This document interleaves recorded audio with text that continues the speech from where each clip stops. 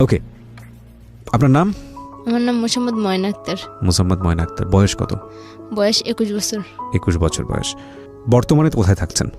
বর্তমানে আছি মিরপুর 2 নম্বরে। মিরপুর 2 নম্বরে। আর আপনার জন্ম জেলা? জন্ম জেলা বাগেরহাট। বাগেরহাটে। আপনি আজকে সিক্রেটসে যে গল্পটা আপনি বলতে এসেছেন এখানে, আপনি লাখ লাখ মানুষ এটা শুনবে, আপনি জানেন ঢাকা এফএম সারা বাংলাদেশে শোনা যায়, এবং আপনার সামাজিকতার জায়গাটা থেকে সেটা অনেকটাই একটু ঝুঁকিপূর্ণ। হ্যাঁ, ঠিক আছে। এবং আপনার গল্পটাও আমি জানি। কেন বলতে আসলেন? প্রথম প্রশ্নটা আসলে এটাই করি, সবাই কি করি, আপনাকেও করলাম। কেন বলতে আসলাম, আমি আজকে 3 বছর ধরে এই গল্পগুলো শুনি এবং শুনে আসতেছি। আসার পর হঠাৎ করে আমারও মনে হয় যে আমার তো জীবনে এত ঝামেলা গেছে, আমার জীবনের উপর এত কষ্ট গেছে, এত অন্যায় অত্যাচার আমার উপর যেতে হয়েছে, সেহেতু আমিও বলতে পারি সবার মতো, যেহেতু না আমার উপর যা হয়েছে, আমার সাথে যা হয়েছে, এরকম যেন আর কোনো মেয়ের সাথে না হয়। কিন্তু আমাদের সামাজিকতার জায়গাটা থেকে একটা মেয়ে কতটা বিপদগ্রস্ত হয়ে ভুল পথে পা বাড়ায়, তার চেয়ে বরং কি ভুল সে করলো সেটাই বেশি দেখা হয়। তারপরেও আপনি এই ঝুঁকিটা নিচ্ছেন কেন, সেটা বরং আমরা পুরো গল্পটা যখন আজকে আমাদের দর্শক এবং শ্রোতা, দর্শক বলি কারণ ফেসবুক ইউটিউবে এই গল্পগুলো আপলোড হয়, যখন আমরা বলবো তখন আপনারা বুঝতে পারবেন যে আসলে কেন সেই ঝুঁকিটা নিচ্ছে। তো ময়না, আমরা শুরু করি, এবং যেখান থেকে আপনার বলার আছে আপনি মন খুলে বলুন আপনার গল্পগুলো। আমরা থাকতাম কক্সবাজার, আমার জন্মই কক্সবাজার হয়েছিল।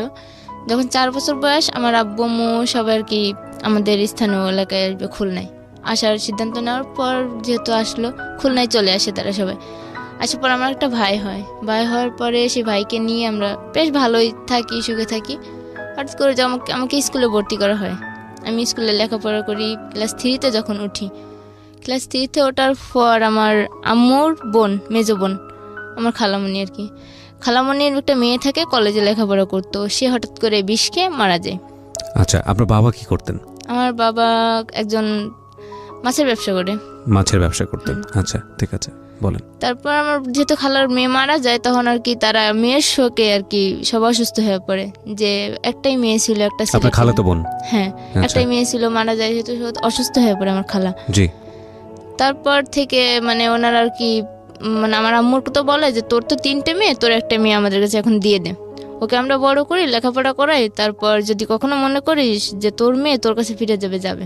তারপর আমার আম্মু অনেক কান্নাকাটি করে যে না, আমার 3টে মেয়ে, 3টেই তো সমানই মেয়ে, একটা থাকলেও যে কষ্ট আর 2টা থাকলেও সেই কষ্ট, আর একটা হারালেও যে বেদনা, 2টা হারালেও সেই বেদনা, তাহলে আমি কি করে দেবো? পরে আমার আম্মুটা অনেক বোঝায়, আমার ছোটো খালা বড় খালা বোঝানোর পর আমার আম্মু আমাকে দিতে রাজি হয় যে না, তাহলে তোর মেঝেমাটাকেই দিয়ে দিই। পরে আমাকে নিয়ে যায় আমার খালা, ওইখানে রাখে, ওইখানে নিয়ে স্কুলে ভর্তি করে। বেশ ভালোই দিনকাল যায়, লেখাপড়া করি। ক্লাস 5-এ উঠি। তখন ক্লাস 5-এ ওঠার পর আমি অসুস্থ হয়ে পড়ি অনেক। অসুস্থ হওয়ার পরে বাপ মা, আর ছোটোবেলা থেকে তো বাপ মার কাছে বড় হয়েছি, কখনো এরকম করে থাকি নাই। থাকতে থাকতে তেমন একটা কষ্ট হইতো, আর আম্মুর জন্য সবসময় কান্নাকাটি করতাম যে আম্মুর কাছে যাবো, আম্মুর কাছে। ওরা বলতো যে না, তোর আম্মু তো এইখানেই আছে, মেজো খোলারে আম্মু বলতো। তারপর থাকতে থাকতে অসুস্থ হয়ে পড়ার পর হঠাৎ করে একদিন আমার আব্বু আমাকে নিতে যায় আমার খালার কাছে। তারপর আমার খালা দিয়ে দেয় আমাকে, দিয়ে দেয়। ওখান থেকে বাড়ি চলে আসি। বাড়ি আসার পর সবার কাছে বায়না করি যে আমি আর ওইখানে যাবো না, ওইখানে থাকবো না। আর আমি আমার খালাতো ভাইকে একটু ভয় পেতাম বেশি, কারণ সে ছিল অনেক রাগী, যেদি কিছু বললেই মারধর শুরু করতো, বকাবকি দিত। পরে আমি আব্বুরের সবটা বলার পর, যদি ভুল না করে থাকি তো আপনি আসলে আপনার খালাতো বোন মারা যাওয়ার পরে ওনার বাসায় থাকতেন, যাতে করে মেয়েকে ওইভাবে সে অনুভব না করে, আপনাকে নিজের মেয়ের মতো মনে করতে পারে। নিজের মেয়ের মতো মনে করতো আমার খালা, কিন্তু আমার খালা তো ভাই কখনো আমাকে এটা মনে করতো না, বোনের মতো মনে করতো না। সবসময় অন্যর চোখে দেখতো যে খালাতো বোনই। জি। তারপর থাকার পর সেখান থেকে বাড়িতে আসার পর তো আব্বু আবার স্কুলে ভর্তি করে দেয়। 5-এ ভর্তি করে দিলে লেখাপড়া করি, সুন্দর মতো চলি। তা আব্বুর একটা ইচ্ছা ছিল যে তুই অনেক মেধাবী আসছিলি, আর তুই আমার ভবিষ্যতে একটা কিছু করে দেখাবি, যে না, আমার মেয়ে গরিবের মেয়ে হলেও একটা কিছু করবে অবশ্যই। তা আমাকে ভর্তি করে দেয়, লেখাপড়া করি। তা আমার আবার অন্য ওইখানে থাকার পর ওই স্কুলে মেয়েদের সঙ্গে ওঠা বসা করতে করতে আমার একটা অন্যরকম একটা অভ্যাসে পরিণত হয়ে যায়, টাকার নেশা। ওইখানে মেয়েরা যেমন টাকা দিয়ে খাওয়া দাওয়া, ঘোরাফেরা, সাজ পোশাক, সব কিছুই ঠিক মতো করে দেয়, আমার আর ওই দিকে নজর চলে যায়। তারপর যাওয়ার পর কোন ক্লাসে তখন আমি 7-এ, 6 থেকে 7-এ উঠছি। ওটার পর আব্বু আমাকে একটা স্বর্ণের নাকফুল বানাই দিছিল। তা আমি আবার এই টাকার নেশায় মাইতে বান্ধবীদের সাথে ওই নাকফুলটাকে আমি স্বর্ণকারের দোকানে বিক্রি করে দিই। আচ্ছা। বিক্রি করে আমি আর ওই টাকা দিয়ে বান্ধবীদের নিয়ে ঘুরি, খাওয়া দাওয়া করি, চলি। তারপর হঠাৎ করে এখন টাকা শেষ, আব্বুর কাছে টাকা চেলে দেয় না, বলে যে তুই টাকা নিয়ে শুধু নষ্ট করস, টাকার মানেই বুঝোস না, তোর আর টাকা দেওয়া হইব না। পরে আম্মুর ডিম চুরি করা শুরু করি ঘর থেকে, যে ডিম চুরি করে বিক্রি করে এরকম বান্ধবীদের নিয়ে চলাচল করতাম। তারপর আম্মু একদিন টের পেয়ে যায় যে ও ঘর থেকে অনেক ডিম নিয়ে ওই মানে স্কুলে যাইতে বিক্রি করে করে করে টাকা নষ্ট করতেছে। পরে আম্মু যখন টাকা দেওয়া বন্ধ করে দেয়, দেওয়ার পর আব্বুর হাতে ছিল একটা রূপার আংটি। আব্বু একদিন খুলে আংটিটা কোথায় যেন গেছে, যার পর আমি ওই আংটিটা নিয়ে গেছি, নিয়ে আংটিটা বিক্রি করছি, করে 600 না 700 টাকা পাইছি। পাওয়ার পর ওই টাকা দিয়ে বেশ 4-5 দিন চলছি। চলার পরেই ক্লাস 8-এ উঠি। তারপর পরীক্ষাও দিয়ে ঠিক মতো লেখাপড়াও করি, আবার এই দুষ্টামিও করি সবার সাথে। করার পর একদিন আস্তে আস্তে এরকম করে 8-এ উঠি। 8-এ জিএসসি পরীক্ষা দেওয়ার প্রথম। তা আব্বু আমার একটাই কথা বললো যে তুই যা করিস মা ভাইবে চিন্তা করিস, এটা কিন্তু তোর জীবনের সাথে জড়ে আছে। তোর আমি একটা কথাই বলছিলাম যে তুই ভবিষ্যতে একটা কিছু করতে পারবি, যেহেতু তুই মেধাবী আছিস। আর আমার বড় বোনটাই অনেক সংসারী ছিল, ও ঢাকায় চাকরি করতো আর আমাদের সংসারে অনেকটাই হেল্প করতো আমার বাবাকে আর কি। জি। তারপর এই কথা বললো আব্বু, বলার পর আমি বললাম যে আচ্ছা ঠিক আছে, যেহেতু বলছো আমি তোমার মুখ রাখবো। পরীক্ষা আসলো, পরীক্ষা আসার পর পরীক্ষা দিলাম, বেশ ভালোই রেজাল্ট বেরোলো। তা আব্বুও খুশি হইলো। আব্বু মার কাছে বলে পরে মাও বলতেছে যে ঠিক আছে এবার থেকে ওর প্রতি একটু খেয়াল রাখতে হবে, ভালোভাবে লেখাপড়ার জন্য কোনো ঘামতি না দেয়। আমি 9-এ উঠি। 9-এ প্রথম পরীক্ষা দেই, দেওয়ার পর দ্বিতীয় সাময়িক পরীক্ষা দিব, পুরো কমপ্লিট তৈরি আমি যে পরীক্ষা দেওয়ার জন্য। রাত্রে হঠাৎ করে ফোন আসে যে আমার আপু অনেক অসুস্থ, আমাকে যাইতে হবে ঢাকায়। কিন্তু এটা যে আমার জন্য একটা মিথ্যে চক্রান্ত ছিল আমি কখনো বুঝতে পারিনি, যে আমার দুলাভাই আমাকে বিয়ে দেওয়ার জন্য ঢাকায় নিয়ে আসে। তারপর আমার আম্মু আমাকে নাইটেই পাঠিয়ে দেয়। আমার এক পাশের আপু আছে, তাকে দিয়ে আমাকে দিয়ে দুজনকে দিয়ে পাঠিয়ে দেয়। কিন্তু সেও যে চাকরির উদ্দেশ্যে আসবে আর আমাকে যে এখানে পাঠাবে বিয়ের উদ্দেশ্যে আমি জানতাম না। পাঠানো হয়েছে। হওয়ার পর আমি রাত্রে আসছি, সকালবেলা আপুর কাছে আসছি। আপু দেখি যে কই অসুস্থ তো না, আপু তো সুস্থই আছে। এটা তো মিথ্যে বলছে। পর আমি আপুরে বললাম যে আমার দেখ আজকেই পরীক্ষা ছিল, তুই আজকে অসুস্থ কথা বলে আমাকে ঢাকায় নিয়ে আসলি, এটা কিন্তু ঠিক করিসনি। আমি আমার আপুর সাথে দুলাভাইয়ের সাথে অনেক ঝগড়া করি, গ্যাঞ্জাম করি। গ্যাঞ্জাম করার পর থাকতে থাকতে মানে অনেক দিনই চলে যাই। আমি মানে আমার মন খারাপ থাকতো সবসময় যে আমি কি করলাম, কেন আসলাম এখানে। আপনাকে নিয়ে আসছিল কেন, কোনো কারণ আছে? নিয়ে আসছিল কারণ যে আমার এবার এর মধ্যে মানে আমি যখন লেখাপড়া করতাম আমার ওইখানে একটা সম্পর্ক ছিল। আবার ও চাচ্ছিল যে ওখান থেকে আপনাকে ডাইভার্ট করতে। ওকে। আমার আম্মু আর আব্বু চাচ্ছিল যে ওইখানে মানে ওই ছেলেটার থেকে যাতে আমি দূরে থাকতে পারি। দূরে থাকলে মনটা চেঞ্জ হয়ে যাবে। হ্যাঁ, মনটা চেঞ্জ হয়ে যাবে। আর আমার মানে 9 ওঠার পর আমার একটু লেখাপড়ার দিক থেকে মনটা সরে গেছিল, যেহেতু ওই চিন্তাটা মাথায় ছিল। তারপর আপু আনে, ঢাকায় আনে, প্রায় মাসখানেকের মতো আপুর কাছেই বসে থাকি। তারপর দুলাভাই বলতেছে যে তাহলে ওরা একটা চাকরিতে ঢুকাই দাও। তা আমাকে ওইখানে আবার একটা চাকরিতে দেয়া দেয়। পরে এইভাবে অনেকদিন যাইতে যাইতে প্রায় বছর খানিক চলে গেল ওইখানেই। আবার ওইখানে একটা ছেলে, আমি যেখানে চাকরি করতাম ওইখানে একটা ছেলে আমাকে আবার পছন্দ করে। তা আমাকে না বলে আমার ফুফাতো বোন ছিল, ওনার কাছে বলছে। মানে আমার আফন যে বোন, সে বলতেছে না ওকে এত তাড়াতাড়ি বিয়ে দেবো না, ও চাকরি করুক, নিজের পায়ে দাঁড়াক। আপনার সম্পর্কে বলছে? হ্যাঁ। তারপর ফুফাতো বোনের সাথে আর আমার বোনের সাথে ঝগড়া হয়। ঝগড়া হওয়ার পর আমি মানে কার কাছে যাব কার কাছে থাকবো বুঝতেই পারতাছি না। তারপর আমার আপুর সাথে আমারও মানে দুই একটা কথা নিয়েই ফোন নিয়ে ঝগড়া হয়। হওয়ার পর আমি আমার ফুফাতো বোনের কাছে চলে আসি। আসার পরে ফুফাতো বোন আমাকে 2-1 মাস থাকতে দিল, ভালোভাবে চললাম। চলার পর ওই সময় কি লেখাপড়া একদম অফ? পুরো অফ। ওই যে আসলাম ঢাকা আসার পর লেখাপড়া পুরো অফ। মানে এই ছেলেটার সাথে সম্পর্ক কেন্দ্র করে আপনার লেখাপড়া এক ধরনের অফ হয়ে গেল? পুরো অফ হয়ে গেল। ছেলেটার সাথে সম্পর্ক ছিল, শুধুমাত্র মেনে নিত বাবা মা হয়তো, কিন্তু মেনে নেয় না যে সে ছিল একটা রাখাল। মানে বাপ ছিল না, মা ছিল। সে ওই পরের গরু মহিষ রাখতো আর ঘের পাহারা দিত। আচ্ছা, তো এই কারণেই আপনার ছেলেটার ব্যাপারে রাজি ছিল না আপনার বাবা? না, রাজি ছিল না। তারপর ঢাকায় আসা মানে আফার কাছে থাকতে থাকি 2-1 মাস থাকতে থাকতে পরে আপু বলতেছে যে ও তো তোকে অনেক পছন্দ করো, ও তো তোর বিয়েই করতে যাচ্ছে, এখন কি করবি বল। তাই বলছি তুমি যা ভালো বুঝো তাই করো। আমি আমার ফুফাতো বোনকে বলি। বলার পর সে ওইখানেই 2009 সালে মে মাসের 27 তারিখে ওর সাথে আমার বিয়ে হয়, সেই ছেলেটার সাথে। আচ্ছা, মানে এই ক্লাস 9-এ থাকা অবস্থায়? না, তখন 1 বছর ঢাকা আসলাম। ওই তো মানে ক্লাস 10-এর বয়স? হ্যাঁ, ক্লাস 10-এর বয়স তখন। তখন ওর কত হবে, মানে 12 থেকে 13 বছর বয়স হবে। ওকে।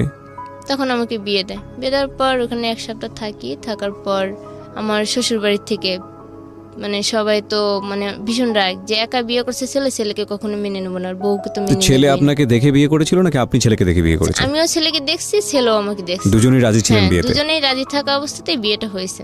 আপনার বাবা মা রাজি ছিল এই বিয়েতে? না, আমার বাবা মা রাজি ছিল না, আমার বোনও রাজি ছিল না, শুধুমাত্র আমার ফুফাতো বোন আর আমি রাজি ছিলাম। আপনি কেন রাজি ছিলেন? আমার ফুফাতো বোন বলছে যে ছেলেটা অনেক ভালো, তারপর ওই ছেলেটাকে আমিও চিনতাম। ওকে, তারপর? তারপর তো শ্বশুরবাড়িতে নিয়ে যায় এক সপ্তাহ পর, এক সপ্তাহ কি 8 দিন পর নিয়ে যায়। যাওয়ার পর ওখানে ওদের যে নিয়ম, সেই নিয়ম অনুযায়ী মেনে নেয়। নেওয়ার পর বেশ ভালোই সুখে শান্তিতে সংসার চলছে। কিন্তু এর মধ্যে আমাকে যেদিন নিয়ে যায়, তার পরের দিন আমার ননদের দেবর আছে একটা, সে লেখাপড়া করে। সে দেবর আমাকে মানে বিয়ের পরের দিন আর কি, ওখানে যাওয়ার পরের দিন অনুষ্ঠান আর কি, বউ ভাতের অনুষ্ঠানে ওই দেবর আসে। আসার পর ওই দিনই আমাকে দেখছে, দেখার পর আমার ছবি তুলে নিয়ে গেছে, আর আমার থেকে আমার ফোন নাম্বার নিয়ে গেছে।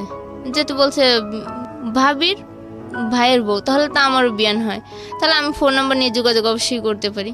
তো আমার সাথে ফোন নাম্বার নিয়ে গেছে। আর ওই দিন থেকে মানে ওর একটু নজর যে কুদৃষ্টিতে ছিল আমি টের পাইছি ওই দিন থেকে। বিয়ে হওয়ার পর থেকে সে যেদিনই কলেজ আসতো, কলেজ শেষে একবার হলো আমাদের বাড়িতে আসতো, এসে দেখা করতো, কথা বলতো, মানে অন্যরকম কথা বলতো যে আপনাকে আমার ভালো লাগে, এই ছেলের সাথে আপনি কেন সংসার করেন, ও তো দেখছেন কালো দেখতে, চিকনা, কেমন রোগাটে দেখায়। আমাকে রোগাটে হলো মানে আমি আবার তখন এটা বুঝতাম যে একটা ভালো ছেলে ছিল আমার স্বামী, মানে কোনো চা সিগারেট পান কোনো বাজে আড্ডা নেশা কিছুই করতো না, মানে এই দিক থেকে 5 ওয়াক্ত নামাজ পড়তে অনেক ভালো ছিল। এটা যখন বুঝতে পারি তখন আমাকে আমার স্বামী সম্পর্কে বাজে বাজে কথা বলতো। তারপর আমার স্বামী আবার আমাকে রেখে ঢাকায় চলে আসে চাকরি করার জন্য। এই সুযোগটা উনি প্রায় দুপুরবেলা বাড়িতে যেত। তা আমার ননদের আবার একটা ছোট ছেলে ছিল, তা আমি বাড়িতে গেলে কি করতাম, আমাদের গরু ছিল তো অনেক, দুধ দোয়াইতো। তা আমি ওই ননদের ছেলের জন্য প্রতিদিন যখন যাইতো আমি দুধ দিয়ে দিতাম, ঘরে খাবার থাকলে খাবার দিয়ে দিতাম, কিংবা দোকান থেকে ফোন করে খাবার এনে দিয়ে দিতাম। যেহেতু আমার ননদের ছেলে মানে আমারই ছেলে, আমি সেরকমভাবেই দেখতাম তাকে, করতাম। আর আমার ভাসুর আমাকে অনেক বিশ্বাস করতো আর অনেক ভালোবাসতো, নিজের বোনের মতো।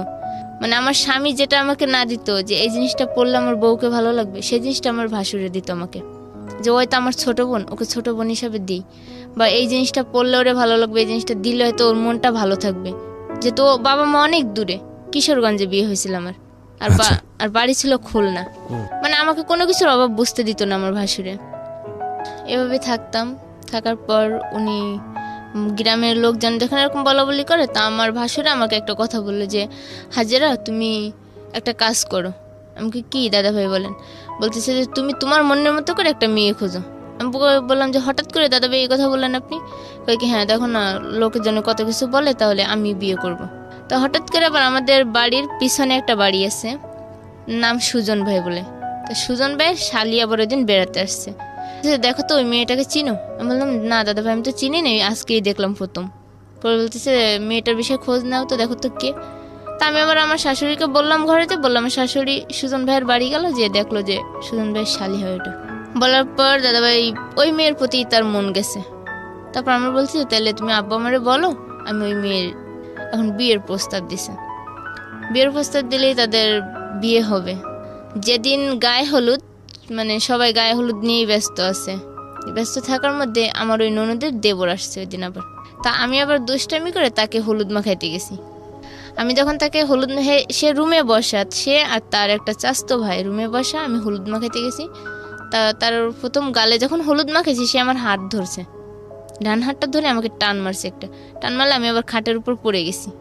পরে যাওয়ার পর আমি হয়তো বুঝতে পারলাম যে না, এই লোকটা তো ভালোই না, আসলে ওর মধ্যে যে কোনো কুমতলব বাড়তেছে। যে লোকটা আপনার কন্টিনিউয়াসলি আপনার বাসায় আসতো, যে হয়তো যে কোনো কুমতলব বাড়তেছে। নাম কি ছিল? নাম ছিল কাঞ্চন। কাঞ্চন, ওকে। মাখানকে হলুদ টলুদ দেওয়া শেষ, গোসলও শেষ, সবার খাওয়া দাওয়া রেডি। পরের দিন সকালে বউ আনতে যাবে। বউ আনতে যাওয়ার দিন উনি ইচ্ছা করে ওনার শার্টটা লুকাইছে আমার রুমে, লুকায় শার্ট পাইতেছে না। আর আমার বলতেছে ভাবি দেখো তো আমার শার্টটা কোথায় গেছে, আমি তো শার্ট পাইতেছি না। আমি কি করে বলবো, আপনার শার্ট তো আপনিই রাখছেন, আমি তো আর জানি না। বলে আমি বলতেছি তোমার ভাবিকে ডাক দাও। বলতেছে যে না আপনি দেখেন না, আপনি দেখলে সমস্যা কি, ভাবি তো আমারও ভাবি। তাই আমি বললাম আচ্ছা ঠিক আছে। পরে পায় না করে এর মধ্যে আবার আমার স্বামী আসছে। আসার পর উনি বলতেছে যে ইয়েছে আমার শার্টটা এনে দাও তো রুম থেকে। পর আমি ওনার শার্টটা আনতে যাই, দেখি আমার ওনার শার্টটা ওইখানে। কিন্তু এই শার্ট রাখার মানে ছিল যে আমার স্বামীর মনে সন্দেহ ঢুকানোর। আচ্ছা, যে এই শার্টটা যদি খুলে রেখে আসি তাহলে হয়তো রতন ভাই কিছুটা হলেও বুঝতে পারবে যে এই শার্ট এই ঘরে আসলো কি করে। তখন আমি দুটো শার্টই এক হাতে নিয়ে বেরোইছি। বেরে আমার স্বামীর শার্টটা যখন তার হাতে দিয়ে ওই শার্টটা দিতে গেছি, তখনই তার মনে একটা কেমন জানি মুখটা অন্ধকার হয়ে গেল, হাসি মুখটা। আপনার হাজবেন্ডের? হ্যাঁ, হাসি মুখটাই যেমন একটা অন্ধকার দিয়ে আসলো। তখন আমি বুঝতে পারলাম যে কি হচ্ছে, আমি তো বুঝতেছি না কেন ওই লোকটা হঠাৎ করে হাসি মুখটা অন্ধকারে নিয়ে গেল। নিয়ে যাওয়ার পর ওনাকে শার্ট দিলাম, দিলে ওনারা সবাই চলে গেল বউ আনতে। বউ নিয়ে রাত্রে ফেরে, সবাই আসে রাত্রে। আসার পর রাত্রে সবাই মানে ছেলের বাড়ি তো পরদিন বউ ভাত, মানে সবাই যাদের কাজ নিয়ে ব্যস্ত। তা আমি আবার ওই দিন হঠাৎ করে গোসলখানার থেকে হাত মুখ দিয়ে আসতে গেলে মাথা ঘুরে পড়ে যায়, কলপাড়েই পড়ে যায়। পড়ে যাওয়ার পর ওই কান শোনে যে আমার সবসময় ফলো করে, কিন্তু আমি বুঝতে পারি না। পড়ে যাওয়ার পর ওই আমাকে কোলে করে ঘরে নিয়ে আসে, আয়না আমাকে আমার রুমের শুয়ে দিয়ে আমার স্বামীকে ডাক দিলে পরে বলতেছে, দেখেন ভাবি তো এখানে কলপাড়ে পড়ে গেছিল, আমি ধরে নিয়ে আসছি। তখন মানে আমার স্বামী আরো অবাক হচ্ছে যে কি ব্যাপার, আমার বউ পড়ে গেছে অথচ আমারে ডাকলো না, ও কোলে করে নিয়ে আসলো, কারণটা কি? পরে ডাক্তার ডাকে আমার শ্বশুরে, ডাক্তার ডাকার পর ডাক্তারে বলে যে আমি প্রেগনেন্ট। এখন সবাই খুশি, যে একটা খুশির মধ্যে আরেকটা খুশির সংবাদ, মানে সবাই অনেক খুশি হয়েছে। তারপর সেদিনের পর থেকে আমাকে আর কেউ কোনো কাজকাম করতে দিত না, সবাই মানে সবার চোখেই রাখতো। তারপর আমার বাবা মা বিয়ের শেষ, আমার বাবা মা চলে আসে বাড়িতে। আসার পর ওই যে দেবর, ও ওই দিন শুনছে যে আমি প্রেগনেন্ট হয়েছি, ওই দিনের থেকে ওর মন গেছে আরও নষ্ট হয়ে, যে প্রেগনেন্ট হলে তো পরবর্তীতে অন্য কিছু সমস্যা দাঁড়ায় যেতে পারে। ও কি করে, আমার যা যখন বাপের বাড়ি যায় তখন আমাদের বাড়িতে ঘন ঘন আসে আমাকে হাত ধরে টানে, আমাকে জড়িয়ে ধরে, মানে নেগেটিভ সাইডের থেকে মানে অন্যরকম নিয়ে যেতেছে যে কি করতেছে। আমি বারবার মনে করি, দেখেন আপনি যে বুঝতেছেন সব কিছু দেখতেছেন, আমি অন্য একজনের স্ত্রী, আর এখানে আপনার ভাবি আছে, আপনার সংসারে আমার ননদ আছে, আর আপনার ননদের ভাইয়ের ঘরে আমি আছি। আমরা কিন্তু দুটো পরিবার এক, কিন্তু এমন কোনো কাজ করবেন না যাতে দুটো পরিবারের সম্পর্ক ছিন্ন হয়। কিন্তু উনি আমাকে অন্যটা বোঝাতেন, কয় কিচ্ছু হবে না, আপনার সাথে শুধু আমি এনজয় করবো, বা আপনি আমার সঙ্গে এনজয় করবেন। আমাকে দেখেন আমার এনজয় করার মতো মানুষ আছে, আমার স্বামী যথেষ্ট আমার জন্য, আর আমিও তার জন্য যথেষ্ট। কিন্তু এরকম করে 2-4 দিন যখন বোঝায়, সে আমাকে হুমকি দেয় যে আমার স্বামীকে বললে আমাকে সরাই দেবে, ওই ফ্যামিলিতে আমাকে আর রাখবে না। হুমকি দেওয়ার পরে আমি আমার স্বামীকেও বলতে পারি না এই বিষয়টা, কারোর কাছে আমি শেয়ার করতে পারি না, যে কার কাছে শেয়ার করবো যদি কেউ কখনো সন্দেহের তালিকায় নিয়ে যায়। কিন্তু হাজবেন্ডের সঙ্গে তো আপনার শেয়ার করা উচিত ছিল, কিন্তু আমি তখন শেয়ার করিনি। ওকে, কিন্তু শেয়ার না করাটাই ছিল আমার জীবনে হয়তো ওই ভুল প্রথম। বাচ্চা হয়েছে রোজাতে বাচ্চা হওয়ার পর আমার আব্বু আম্মু সবাই গেছে আমাকে দেখতে। যাওয়ার পর দেখে ঠিক আম্মু বলতেছে, তুই 1 মাস গেলে জামাইকে নিয়ে বাড়িতে আসিস। তাই আমি বললাম যে আমি কি করে যাব, প্রথমবার যাব বাড়িতে, তুমি কাউকে না কাউকে পাঠাও, আমি তারপর যাব। তা আমার একটা খালাতো ভাই ছিল, হাফিজুল নাম, সেই খালাতো ভাই, আমার বাবা আর আমার ভাই যায় আমাকে আনতে। যার পর মেয়েকে নিয়ে আমরা বাড়িতে আসি, তখন মেয়ের বয়স 2 মাস হয়তো। মেয়ে নিয়ে আমার বাড়িতে আসি, আসার পর বেশ কিছুদিন থাকার পর আবার কিশোরগঞ্জে চলে যাই। অনেক দিনই কেটে যায়, তখন আর কি আমার স্বামীর সাথে আমার একটু মন কালাকালি, মানে আমার স্বামী ওই যে সন্দেহগুলো তার মনের মধ্যে বাইরে রয়েছে, যে আর যে কাঞ্চন বাড়িতে কখনোই আসতো না, সে কাঞ্চন কেন বাড়িতে প্রতিদিন আসে। সেও আমাকে 2-1 দিন কথাগুলো জিজ্ঞেস করেছে যে কাঞ্চন ভাই বারবার আসে কেন, বলতে পারো? আমি বলি যে না, হয়তো আত্মীয় সম্পর্ক বাড়ছে, আগে তো হয়তো বাড়িতে মানুষ ছিল না, গল্প করার মতো কেউ ছিল না, এখন হয়তো আসে, আমি আছি, আমার বড় ভাবি আছে, তাই সে আসে। দেবর একদিন আমাদের বাড়িতে আসে, আমার যাও রুমে শোয়া, আমি আমার রুমে শোয়া। দেবর মানে কি, কাঞ্চন? হ্যাঁ, কাঞ্চন বাড়িতে আসার পর হট করে রাত্রে থাকবে বলতেছে, যে আজকে রাত্রে আর বাড়ি যাবে না, কলেজ শেষ করে বাড়ি যাবে না। আপনার কেমন দেবর হতো উনি? আমার দেবর না, আমার ননদের দেবর। আপনার ননদের দেবর হতো? হ্যাঁ। আচ্ছা, আমার সম্পর্কে বিয়ে আর কি। ওকে। তা সে বলতেছে কি, ভাবি আজকে আমি বাড়ি যাব না, আমি আজকে আপনাদের এখানে থাকবো। তা আমার শাশুড়ি আবার ওই দিন আমার মামা শ্বশুর বাড়ি গেছে, আর আমি যেহেতু প্রথম ওই সংসারে গেছি, সেহেতু আমার উপরে সংসারের দায়িত্ব ছিল বেশি, আমার বড় জাত থেকেও। তারপর আমার ভাবিরে বললাম যে ভাবি কাঞ্চন ভাই তো আজকে বাড়িতে যাবে না, এখানেই থাকবে বলতেছে, কি করব? ওরা বলছে যে তুমি যেটা ভালো বুঝো সেটা করো। পরে আমি বললাম যে আচ্ছা ঠিক আছে, তাহলে আমি যেটা ভালো বুঝি সেটা, তাহলে থাকুক, মেহমান তো আর বলা যায় না যে চলে যান, থাকতে দেওয়া যাবে না। আর যেহেতু ননদ আছে সেই সংসারে, তাহলে তো আরও রাখতেই হয়। রাখি, থাকার পর ওই রাত্রে উনি কি করে আমাকে বলে, ভাবি মশারিটা টাঙিয়ে দিয়ে যান। আমি শুয়ে পড়ছি, শীতকাল তখন। তা আমি ওনার রুমে গিয়ে মশারি টাঙাতে গেছি। মশারি টাঙাতে যাওয়ার পর উনি আমাকে হাত ধরে টান দিয়ে উপরে নিয়ে গেছে। ওনার তখনই আমি ধাক্কা মেরে উঠে আসছি। আসার পর দ্বিতীয়বার আমাকে হাত ধরে টান দিয়ে খাটের উপর বসে আমার আর কি বলতেছি যে কাঞ্চন ভাই ছাড়েন, এটা কিন্তু ঠিক না, আপনি যেটা করতেছেন এটা কিন্তু আপনার আবেগ দিয়ে করতেছেন, কিন্তু পরবর্তীতে এটা কোন পর্যায়ে যাবে কেউ জানতে পারলে, শুনতে পারলে জানেন আপনি তখন কি হবে। বলতেছি পরেরটা পরে হবে। তারপর নেওয়ার পর আর কি চলে গেছে। ওই দিন শেষ, সকালবেলা উনি নাস্তা করে চলে গেছে। যাওয়ার পর ওই দিন থেকে আমার মনে মনে একটা ভয় জাগলো যে উনি যেহেতু এতটা সিনকেট করতেছে আমার সাথে, তখন তো আর আমার এই সংসারে থাকাই হবে না। আর মেয়ের বয়স তখন। এখানে আমি আপনাকে একটা প্রশ্ন করতে চাই। আপনি খুব ভালোভাবে আগে থেকে বুঝতেছিলেন যে ওনার আচরণ স্বাভাবিক না, তারপর আপনি রাতের বেলা ওনার মশারি টানাতে কেন যাচ্ছিলেন? যে বলছে যে ভাবি মশারিটা টানাই দিয়ে যান, আমি লেপ গায়ে দিয়ে শুয়ে পড়ছি। তাই বলছি যখন বলছে যে মশারিটা টাঙাই দিয়েই আসবো, সমস্যা কি? না, কিন্তু আপনি যখন, না সমস্যা অবশ্যই আছে, কারণ আপনি যখন দেখছিলেন আপনার হাজবেন্ডও বিষয়টা নিয়ে একটু হলেও সন্দেহ করছে, সুতরাং আপনার সতর্ক হওয়া উচিত ছিল। এইসব জায়গাতে আপনার স্টেপ ফেলার আগে অবশ্যই সতর্ক হওয়া উচিত ছিল, আমার মনে হয় যেটা। ঠিক আছে, আপনি আপনার মতো করে ব্যাখ্যা করছেন, বলুন তারপর কি হলো? তারপর সকালবেলা উনি নাস্তা করে চলে গেছে। যাওয়ার পর মানে ওই দিন থেকে আমার মনে একটা বড় ভয় জন্ম নিল যে আমার হয়তো এই সংসারটা ভেঙেই যাবে। তারপর আমার মানে প্রতিদিন ভয়ে কাটতো। আর উনিও বাড়িতে আসা বন্ধ করে দেয় হঠাৎ করে, যে ওই দিন কেরা উনি আমাকে ওরকম করলো। করার পর আমি যেহেতু বললাম মুখ কালা করে, তখন থেকে উনি আসা বন্ধ করে, বাড়িতে আসা বন্ধ করে প্রায় বেশ কিছুদিন যায়, 3-4 মাস ভালোভাবেই যায়, সুখেই থাকি, কোনো ঝগড়াও না, যেমন না, স্বামী ভালো আছে, রাজমিস্ত্রি কাজ করে, আসে যায় বাড়িতে, ভালোইভাবে চলে। হঠাৎ করে উনি আবার বাড়িতে আসা শুরু করার পর উনি আমাকে ডাইরেক্ট বলতেছে, ভাবি আপনার সাথে আমি অন্যরকম সম্পর্ক করতে চাই। বললাম যে কী সম্পর্ক করতে চান আপনি? এত কিছুর পরও আপনি জানেন না যে আপনার আর আমার সম্পর্ক নিয়ে দুটো জীবন, আপনার ভাইয়ের জীবন আর আমার ননদের জীবন, আবার এদিকে আমার সন্তান, আমার স্বামী, শ্বশুর শাশুড়ি, সব কিছু কিন্তু ভেঙে যাবে সংসারটাই। পরে বলতেছে যে না, কিচ্ছু হবে না, কেউ বুঝতেও পাবে না। পরে আমি সবটাই না স্বীকার করে ও চলে আসি। আসার পর আমি তাকে একবারই বলে দিছি, দেখেন আপনি যদি নেক্সট টাইম এরকম কিছু করার চেষ্টা করেন তাহলে আমি সবাইকে বলে দেবো। এটা অনেক পরে গিয়ে বলছেন, আপনার আরো আগে বলা উচিত ছিল। আমি এরকমটাই বলছি। পরে বলতেছে যে আপনার স্বামীর সাথে শেয়ার করলে আপনি এই কলঙ্কিত হবেন, আপনাকে এই কলঙ্কিত মনে করে শেয়ার আপনাকে কখনো স্ত্রী মর্যাদা দেবে না। আচ্ছা, আমাকে এরকম করে ভয় দেখানোর পর আমি আর কি নিজেই আমার মনে ভয় কাজ করে। তারপর হঠাৎ করে আমার আব্বু যায় আমাদের এখানে, গেলে আমার মেয়ে অসুস্থ হয়। হঠাৎ করে আমার মেয়ে আর কি নিউমোনিয়ার মতো পর্যায়ে চলে যায়, অসুস্থ হয়ে যায়। যাওয়ার পরে আমার আব্বু, আমি আর আমার স্বামী হসপিটালে নিয়ে যাই মেয়েকে নিয়ে।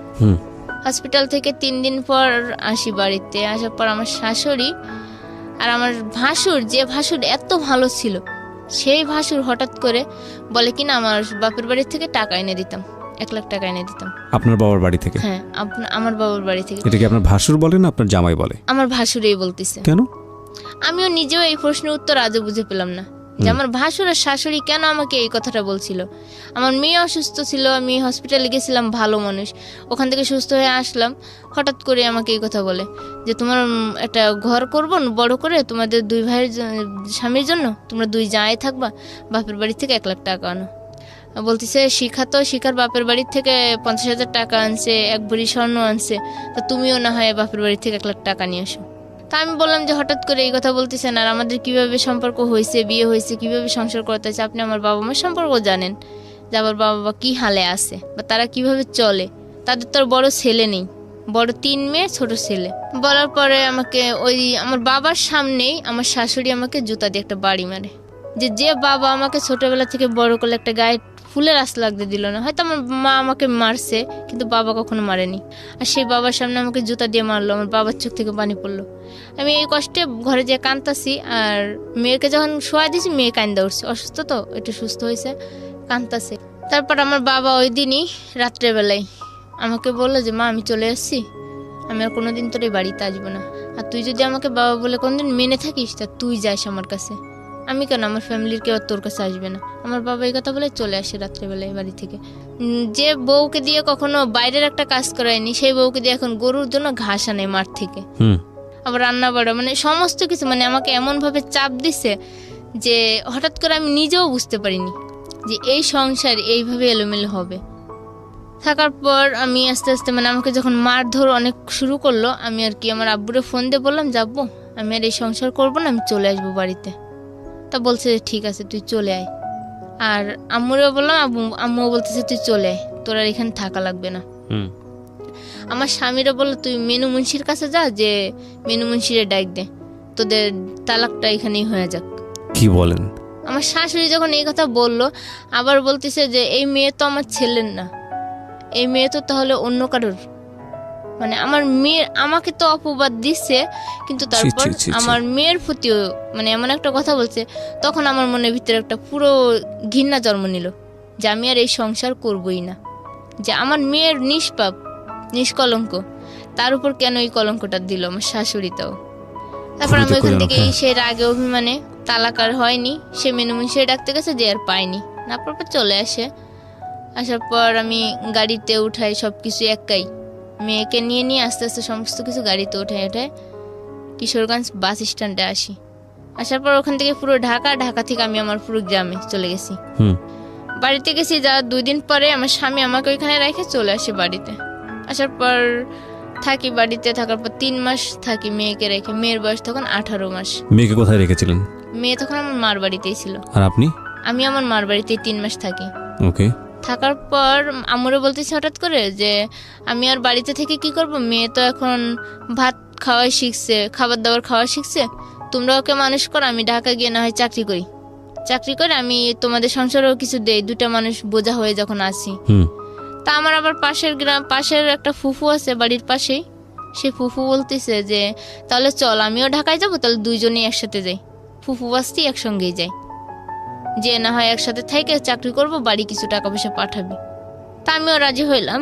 একদিন ভোরবেলা আমি আমার মেয়েকে ঘুমে রাখা, আম্মু আব্বু সবাই জানে, আমি চলে আসছি ঢাকায়। ওকে। কিন্তু ওই যে ঢাকায় ওই ফুফুর যে আমাকে কত সালের দিকে এটা? কত সালের দিকে? এটা 4 বছর আগে। ওকে। তারপর চলে আসি। আপনার হাজবেন্ডও জানতো না এটা? না, সে জানে না যে আমি ঢাকায় আসবো, কিন্তু সে আমার সাথে কোনো যোগাযোগই রাখে নাই। ওই প্রথম কি ঢাকায় আসে নাকি এর আগে এসেছিলেন? এর আগে ওই যে বিয়ের আগে ছিলাম ঢাকা। ওকে। তারপর কিন্তু আমার স্বামীও জানে না যে আমি এই মুহূর্তে ঢাকা আসবো বাচ্চা রেখে। ঢাকা আসি, আসার পর আমার ফুফু আর আমি আসি, ওই যে ফুফু বাড়ির পাশে ফুফু আসলো। আসার পর আমাকে বলতেছে যে চল আমার একটা পরিচিত বাসা আছে, আমরা ওইখানেই থাকি গিয়ে ঢাকায় নামার পরে। তা আমি বলতেছি আচ্ছা তুমি যেখানে থাকবে সেখানে তো আমাকেও রাখবে, যেহেতু আসছি 2জনে একসঙ্গে যাবো একসঙ্গে। তাই বলে একটা বাসায় নিয়ে গেল। সেই বাসায় না হলো 20 থেকে 25টা ছেলে 3টা রুমে থাকে, আর একটা রুমে একটা মহিলা মা আর ছেলে থাকে। ওকে। মানে মেস খাওয়ায় আর কি, যেটা ঢাকায় বলে যে মেস খাওয়ায় আর কি। এখানে মেস খাওয়ায়। আমি বলতেছি ফুফু এখানে তো অনেক ছেলে, এখানে থাকবো কি করে 2টা মেয়ে, তোমারও বয়স বেশি না, আমারও বয়স তো বেশি না, তা আমরা এখানে থাকবো। পরে দেখা যাচ্ছে এটা লোকে কথা উঠাইবো। তা আমার বলে কি তুই এত জ্ঞান দিস না, যা করার সেটা কর বলে ভিতরে গেছে। রাত্রে থাকছি, সকালবেলা আমাকে বলে কিনা যায় ফিলেট বাটিগুলো ধুইতে, যে তুই আফার ঘরে যাবি, যাই ফিলেট বাটিগুলো ধুয়ে নিয়ে আসবি। তাই আমি বলতেছি আবার কোন ধরনের কথা, আমি কেন তার ফিলেট বাটি ধুইতে দেবো? আমি আসছি চাকরি করার জন্য, আমি তো আর কারোর ঘরে ফিলেট বাটি ধোয়ার জন্য আসিনি ঢাকায়। তাও আমি ওই সারাদিনটা ওইখানে যেমনি বলছে যে ফিলেট বাটি ধো, খাবার নিয়ে আয়, পানি নিয়ে আয়, আমি আনছি। কই যে তোমার চাকরি করতে হইব, একদিন তোর করলে সমস্যা নেই, একদিন হয় কাজ করলাম, তাতে কি হয়েছে? কাজ করি, পরের দিন আমাকে দিয়ে এরকম মানে ফিলেট বাটি ধোয়াইবো, কাজ করাইবো, সমস্ত কাজই মানে এখন আমার দিয়ে করানোর চেষ্টা করতেছে। তাই আমি বললাম যে আমি আর এখানে থাকবো না, আমাকে চাকরি দিলে দাও, না দিলে আমি চলে এসেছি বাড়ি। তা আমারও বলতেছে কি যে এত জোর গলায় কেন কথা বলতেছিস, ঢাকা শহর আইসিস 2-1 দিন থাকলে পরেই তো চাকরি পাবি, মানুষকে আইসেই চাকরি পায়। আমাকে চাকরি তো চেষ্টাও করা লাগবে, খোঁজা তো লাগবে, যে কোনো গার্মেন্টস বলো, ফ্যাক্টরি বলো, সেখানে তো যাওয়া লাগবে, নাকি বাসায় বসলে কেউ চাকরি দিয়ে দিবে। পরে আমার অনেক কথা শোনাইলো, বকা দেওয়ার পর আমি আর কিছু বললাম না। তা আমি সন্ধ্যাবেলায় পানি আনতে বলছে, মানে পানি আনতে গেছি। পানি আনতে গেলে ওই ম্যাচ থাকে যে পোলা, সেখানে একটা পোলা আর কি আমার হাত ধরছে, বলতেছে দেখি তোমার জগটা, বলে আমার হাতটা ধরছে, ধরার পর আমি বুঝতে পারি যে তাহলে তো এই তো আরেক ঝামেলা, এ তো আরেক কাঞ্চন। হ্যাঁ, এ তো আরেক কাঞ্চনই পরিণত হচ্ছে। বলার পর আমি আর ফুফুরে বললাম যে ফুফু দেখ, এই ছেলেটা না আমার হাত ধরছে। পরে কি ধরলে না, হাতই ধরছে, তাতে সমস্যা কি? ফুফু যখন আমার এই কথা বলছে তখন আমি বললাম যে যেখানেই যাই সেখানে কি এই জীবনের প্রতি এমনটাই হয় মানুষের সাথে? আরে মানুষের শরীরের প্রতি কি মানুষের চোখটাই পড়ে আগে? কেউ কি কারোর মন বোঝে না যে কে কোন কষ্টের কারণে কোথায় আসে? তা ফুফু বলার পর আমি রাতটা থাকি। পরদিন সকালে আমি আমার বাড়িতে ফোন করে আমি আমার বাপ মারে সবটা জানাই যে ফুফু আমার চাকরি দেওয়ার কথা বলে আনছে, কিন্তু চাকরি দিচ্ছে না, এরকম করাচ্ছে আমার দিয়ে। আর আমার আম্মু বলতেছে তাহলে একটা কাজ কর, তোর যে ফুফাতো বোন তো তোর বিয়ে দিছিল, তা তুই সেই ফুফাতো বোনের কাছেই যা। আমি গেছিলাম নারায়ণগঞ্জ ভুলাইলে, আর এখন আমার বলতেছে পোস্ত খুলে আসতে আমার আব্বু যে তোর ফুফাতো বোন আছে যখন তার কাছে যা, সে হয়তো চাকরি দিতে পারবে, এখানে সে থাইকে এরকমটা না কইরা। পর আমার নাম্বার দিল, ঠিকানা দিল, আমি সেই ঠিকানা মতো আমার ফুফাতো বোনের কাছে আসি। ফুফাতো বোনের কাছে রাতটা থাকি, দিনটা থাকি। পরদিন দেখি যে আমার ফুফাতো বোনও ওই অবস্থার মানুষ, তার রুমেও ছেলেরাও আসা যাওয়া করে। ওকে ওকে, ছেলেরা আসা যাওয়া করতেছে, ফুফাতো বোনের গায়ে ওড়না থাকে না, ঠিক মতো জামার কোনো ইয়া থাকে না, মানে অন্যরকম ভাবে সে। আমার এগুলো দেখা আরো 3টা ছেলে, তার একটা ছেলে বিয়ের উপযুক্ত, 2টো ছেলে অনেক 10-12 বছর করে বয়স এক একটার। তারপর তার স্বামী আছে, স্বামী থাকা সত্ত্বেও সে অন্য পরপুরুষের সাথে বাজে আড্ডা, বাজে কথাবার্তা বলতেছে। আমি রাত থাকি, দিন থেকে এরকম করে ফিরে 1 সপ্তাহ চলে যায়। আমাকে একটা চাকরিও ধরায় দেয়। আবার চাকরি করি আমি দিনের বেলা, বিকাল বেলা আমি নাইট শিফটে কাজ করি। তা আমি দিনের বেলা আমি ঘুমাই রয়েছি। আফার রুমে একটা পুরুষ লোক আসলো, দেখলাম। আসার পর আমি একটু আওয়াজ পেয়েছি যে একটা পুরুষ আসছে। কেউ নাই রুমে, আমি একা শুয়া আর আমার একটা ভাইগনা বসা। পুরুষ লোকটা দেখার পর আমি বললাম যে হয়তো যে কোনো কারণে আসছে, আফারে খুঁজতে আসছে। তা আমি আবার বললাম যে সবুজ, দরজার পর্দাটা ফেলে দাও বাবা। তো আবার পর্দাটা ফেলার পরে আমি শুয়ে রয়েছি। ওই লোকটা পিছন থেকে আইসেই আমার গালে একটা দিছে। তখন তো আমার অন্যরকম দেওয়ার পর আমি বলতেছি যে কিরে সবুজ, এটা কে করলো? পরে কি রফিকুল কাকাই করছে। আমি তা তুই দেখোস না যে লোকটা ঘরে আসছে, তুই তার দিবি না? আর এরকম করে আমার গালে টাচ করলো, তুই তো কিছুই কইলি না। কয় কি কব আন্টি, আম্মু তো এরকমের, তাই আর কি মনে করছে তুমিও বুঝি এরকম। তাহলে আমি বলছি তোর আম্মু এরকম তুই জানিস, জানা সত্ত্বেও তুই তোর মারে প্রশ্রয় দিস কেন? তো ও বলতেছে যে কি করব, মায়ের কাছে থাকতে গেলে তো মায়ের সব কথাই শোনা লাগে, চলা লাগে, যেহেতু মায়ের উপরে খাইতাছি চলতাছি। পরে আমি আর কিছু বললাম না। ওইখানে বাড়িওয়ালা যে, সে বাড়িওয়ালারে বললাম আঙ্কেল দেখেন আমার বোন তো এরকমের, এই সিস্টেমে থাকে, সে চলে, তাহলে আমি ওনার কাছে থাকবো না, আমি আপনার কাছে থাকবো। 1 সপ্তাহ থেকে চাকরি করে যে কয় টাকা হয় পেয়ে আমি বাড়ি চলে যাবো। ওকে, তুমি বলতেছে আচ্ছা ঠিক আছে। তো আমার আপার সাথে আবার এই বাড়িওয়ালা ঝগড়া করে এই বিষয়টা নিয়ে, যে নিজের মামা তো বোন রে আইনে কেন এরকম ব্যবহারটা করাইতেছো, আর কেন তার সাথেই এরকম ব্যবহার করতেছো। বলতেছে যে দেখেন আমি তো বাসায় ছিলাম না, ওর সাথে যা হয়েছে আমি তো দেখিও নাই, তাহলে আমি কি করে বলবো। তারপর বাড়িওয়ালার সাথে যখন ঝগড়া হয় আমার আপুর সাথে, ঝগড়া হওয়ার পরে বাড়িওয়ালা বলতেছে যে তোর কাছে আর মেয়ে রাখবো না, মেয়ে আমার কাছেই থাকবে, আমার কাছে থেকে চাকরি করবে, আর মেয়ের যত একটা বাচ্চা আছে বাচ্চা দেখাশোনা করবো আমরাই, জি বাড়িতে যত টাকা লাগে আমরাই দিব। তা বাড়িওয়ালা যখন এই কথাটা আমাকে বলে আমার একটু বিশ্বাস আছে যে না এই লোকটা হয়তো ভালো হবে। আর আমার আপু একটা কথাই বললো যে যাচ্ছি যখন যা আমার কাছ থেকে সাইডে, কিন্তু আমার এখানে যতটা যা দেখছো তার থেকে কিন্তু দ্বিগুণ পাবি এখানে।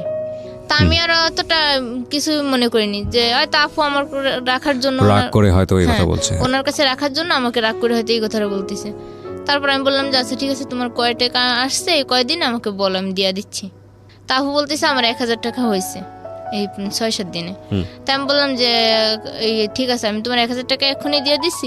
তাই বলে আমি ব্যাগ থেকে 1000 টাকা বের করে আমার আপুরে দিয়ে দিছি।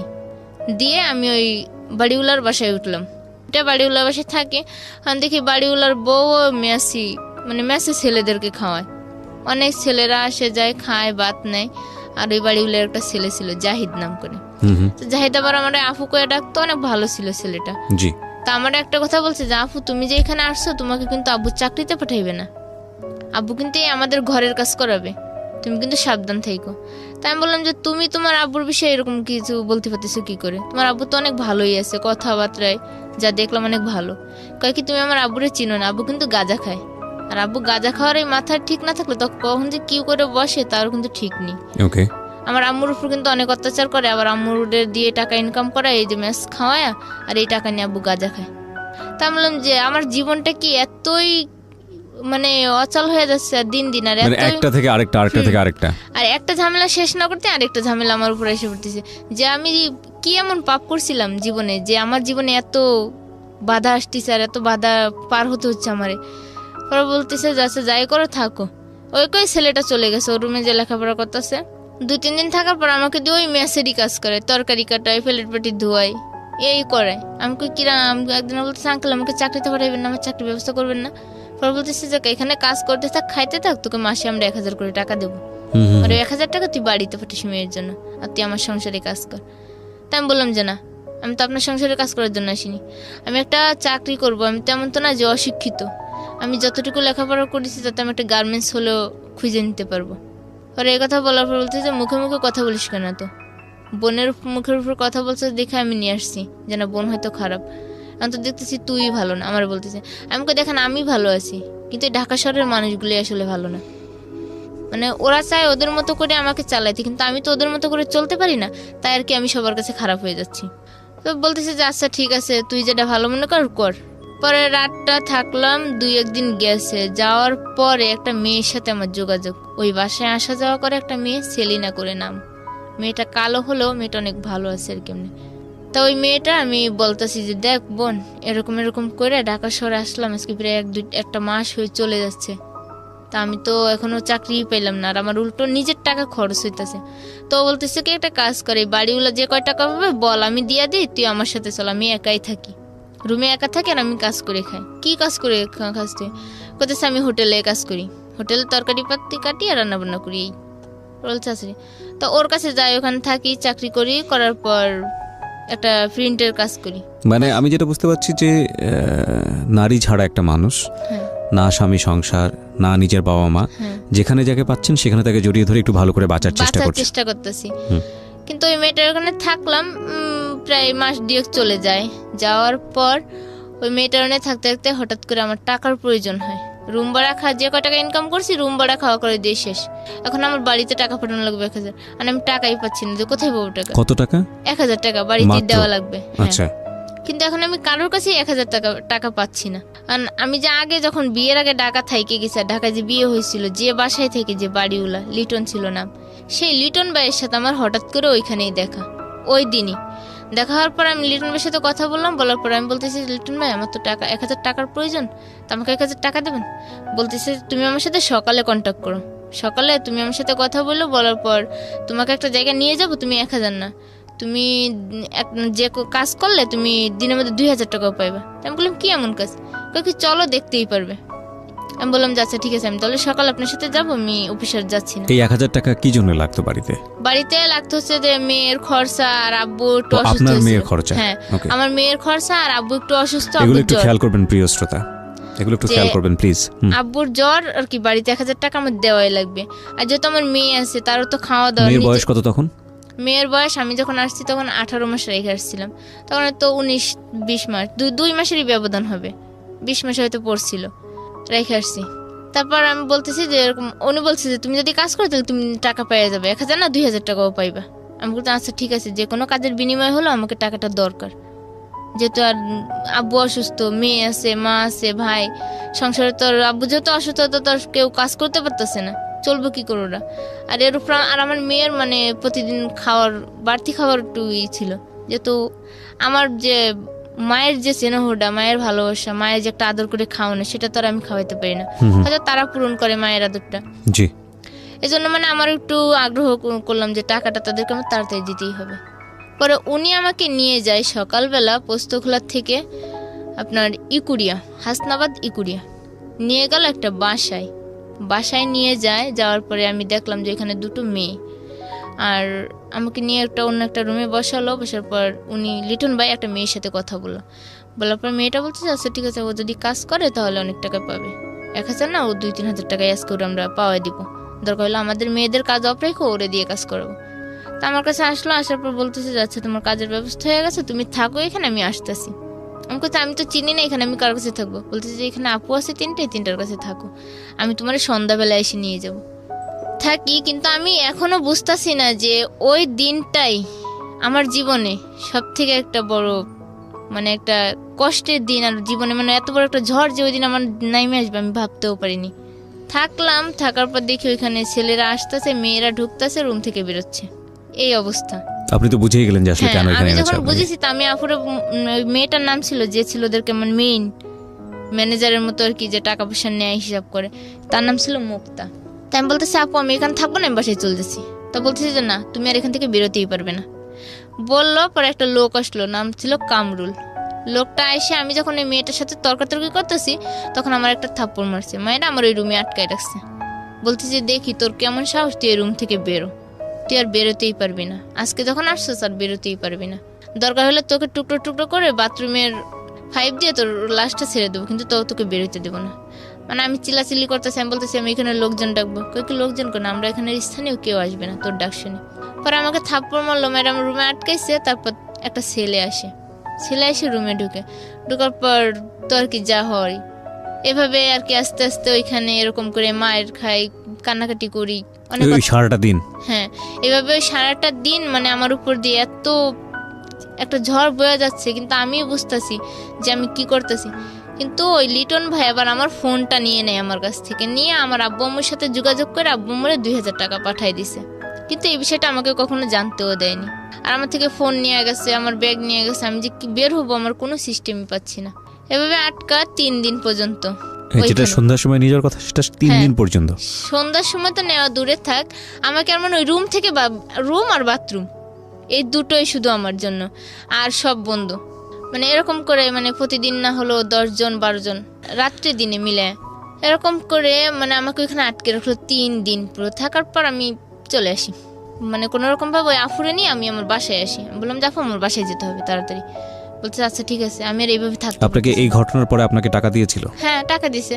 আমার বাড়িতে 2000 টাকা দিছে আর আমাকে টাকা দিছে। কত টাকা দিছে আপনাকে? আমাকে দিছিল 1600। 3 দিন পরে? হ্যাঁ, 3 দিন পর আমার বাড়িতে 2000 মানে আর আমাকে আপনাকে 1600। বাধ্য করে ওরা পয়সা কামিয়েছে? হ্যাঁ, ওরা একটা কাজের জন্য নিত 300, আমাকে দিত 150, ওরা নিত 150। আচ্ছা। তারপর আমি ওই 3 দিন পরে আমার মনের মধ্যে একটা ঘৃণা জন্ম নিল আর জিদ জন্ম নিল যে টাকার জন্য যদি আজকে আমার জীবন এতটাই হতে পারে, তাহলে আমি কেন নিজের থেকে স্বইচ্ছায় এবার নামতে পারবো না? আমি নিজেই স্বইচ্ছায় নামবো এবার এই কাজে। তারপর আমি বেশ ওদের সাথে মিলেমিশে বাসায় এসে ওইখান থেকে কাপড় চোপড় যা ছিল সব নিয়ে আমি ওইখানে চলে গেছি। যে আমি পুরো একটানা 1 মাস চাকরি করি ওইখানে, ওই অবস্থাতেই। করার পর মানে আমি টাকার নেশায় পড়ে এমন অবস্থা হয়ে গেছে আমার যে আমি নিজেকেই চিনতে পারি না। মানে আমি যে আমার নিজের শরীরের প্রতি একটা যে ভালোবাসা, সেই ভালোবাসাটা আমার মধ্যে নেই। যে আমি এখন শুধু আমার নেশাই একটাই, টাকা ছাড়া আমি কিছুই চিনি না। পরে 1 মাস এখানে থাকার পর হঠাৎ করে আমার জ্বর হয়। জ্বর হইলে আমি আর কাজ করতে পারি না। তখন মুক্তাহু বলতেছে তো জ্বর যখন তো একটা কাজ কর, মেয়েও বাড়িতে আসে, মেয়েকেও দেখায় আর তুই একটু সুস্থ হয়। তা আমি ওইখান থেকে বাড়িতে যাই, যে মানে আর আসি না ওইখানে। ওই যে বাড়িতে যাওয়ার নাম করে বেরোইছি ওইখানে আর আসিনি ফিরে। না আসার পর 7-8 দিন পর আমি আবার ঢাকায় আমার ওই স্থানে ফিরে আসি, আগের স্থানে। এসে 3-4 দিন থাকার পর আর রুবেল নাম ছিল একটা ছেলের, ফ্লাক্স লোডের মানে রিচার্জ করতো টাকা পয়সা মোবাইলে, বিকাশের দোকানের মতো। ওই ছেলেটা আমার দেখে বলতেছে যে কিরে ময়না তুই এখানে কি করতিস, এতদিন ছিলি না, কই ছিলাম? কই গেছিলাম একটা কাজে, আমি এখানে এখন আসছি এই জায়গায় থাকবে? আমি কই হ্যাঁ। তো ওর সাথে যখন কথা বলছি একটা ছেলে ওর দোকানের ভিতর বসা আমাকে দেখছে, যে মানে আমি এখন যেরকম চলি তখন অন্যরকম ছিলাম। তখন আমি আর কি যেমন জিন্সের প্যান্ট গেঞ্জি এগুলোই পরতাম, ওইখানে থাকা অভ্যাস হয়ে গেছে। পরে অবস্থাতে আমার দেখে ওই ছেলেটা বলছে এই মেয়েটা কে রে?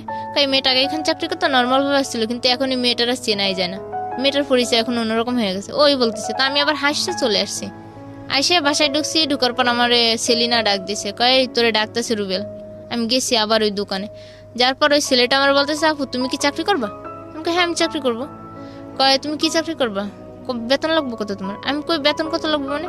আমার চাকরি বুঝে তো আপনারা বেতন ধরবেন, আমার কাজ বুঝে বেতন। কয় কি আচ্ছা তুমি খাবারের ডেলিভারি দিবা আর একটা সারাদিন বাসায় থাকতে পারবো, সমস্যা নেই, তোমাকে ডেলি হাজিরা হবে 500 টাকা, শুধু মাঝে মাঝে একদিন পর একদিন খাবার আনবা আর একটা খাবার পৌঁছে দিবা। আমাকে আচ্ছা ঠিক আছে, তাও তো ভালোই, আমার জন্য ভালো। প্রতিদিন যদি 500 টাকা হয় আমার মাসে আসে 15,000 টাকা, এমন করে বললো 30 দিনে। তা আমি এই হিসাবটা মিলাই দেখলাম যে না, আমার অনেক টাকাই আসতেছে। পরে বললাম আচ্ছা ঠিক আছে। পরের দিন থেকেই আমাকে ওরা শুরু করলো ইয়াবা, হিরোইন, গাঁজা এইসব নিয়ে যাওয়া আসা করানোর জন্য। তো প্রথম দিন আমাকে নারায়ণগঞ্জ শহীদনগর থেকে কিছু চিপস আর কিছু বিস্কিট দিলে আরেকটা ছেলে আছে আমার সাথে, আমরা দুইজনে হাঁটতে হাঁটতে রেল লাইন দিয়ে চলে আসি পোস্তকুলে এসে ওইখানে আমাকে যে যে ঠিকানা বললাম ওই ঠিকানায় ওই বাক্সটা পৌঁছে দিলাম, খাবারগুলো পৌঁছে দিলাম। দেওয়ার পর 5-6 দিন যায় এরকম করে। আবার কাশপুর পাকিস্তান রোড আছে, পাকিস্তান মেলের পিছনে একটা বাসা আছে, সেই বাসার থেকে এই জিনিসগুলো আনতে হতো।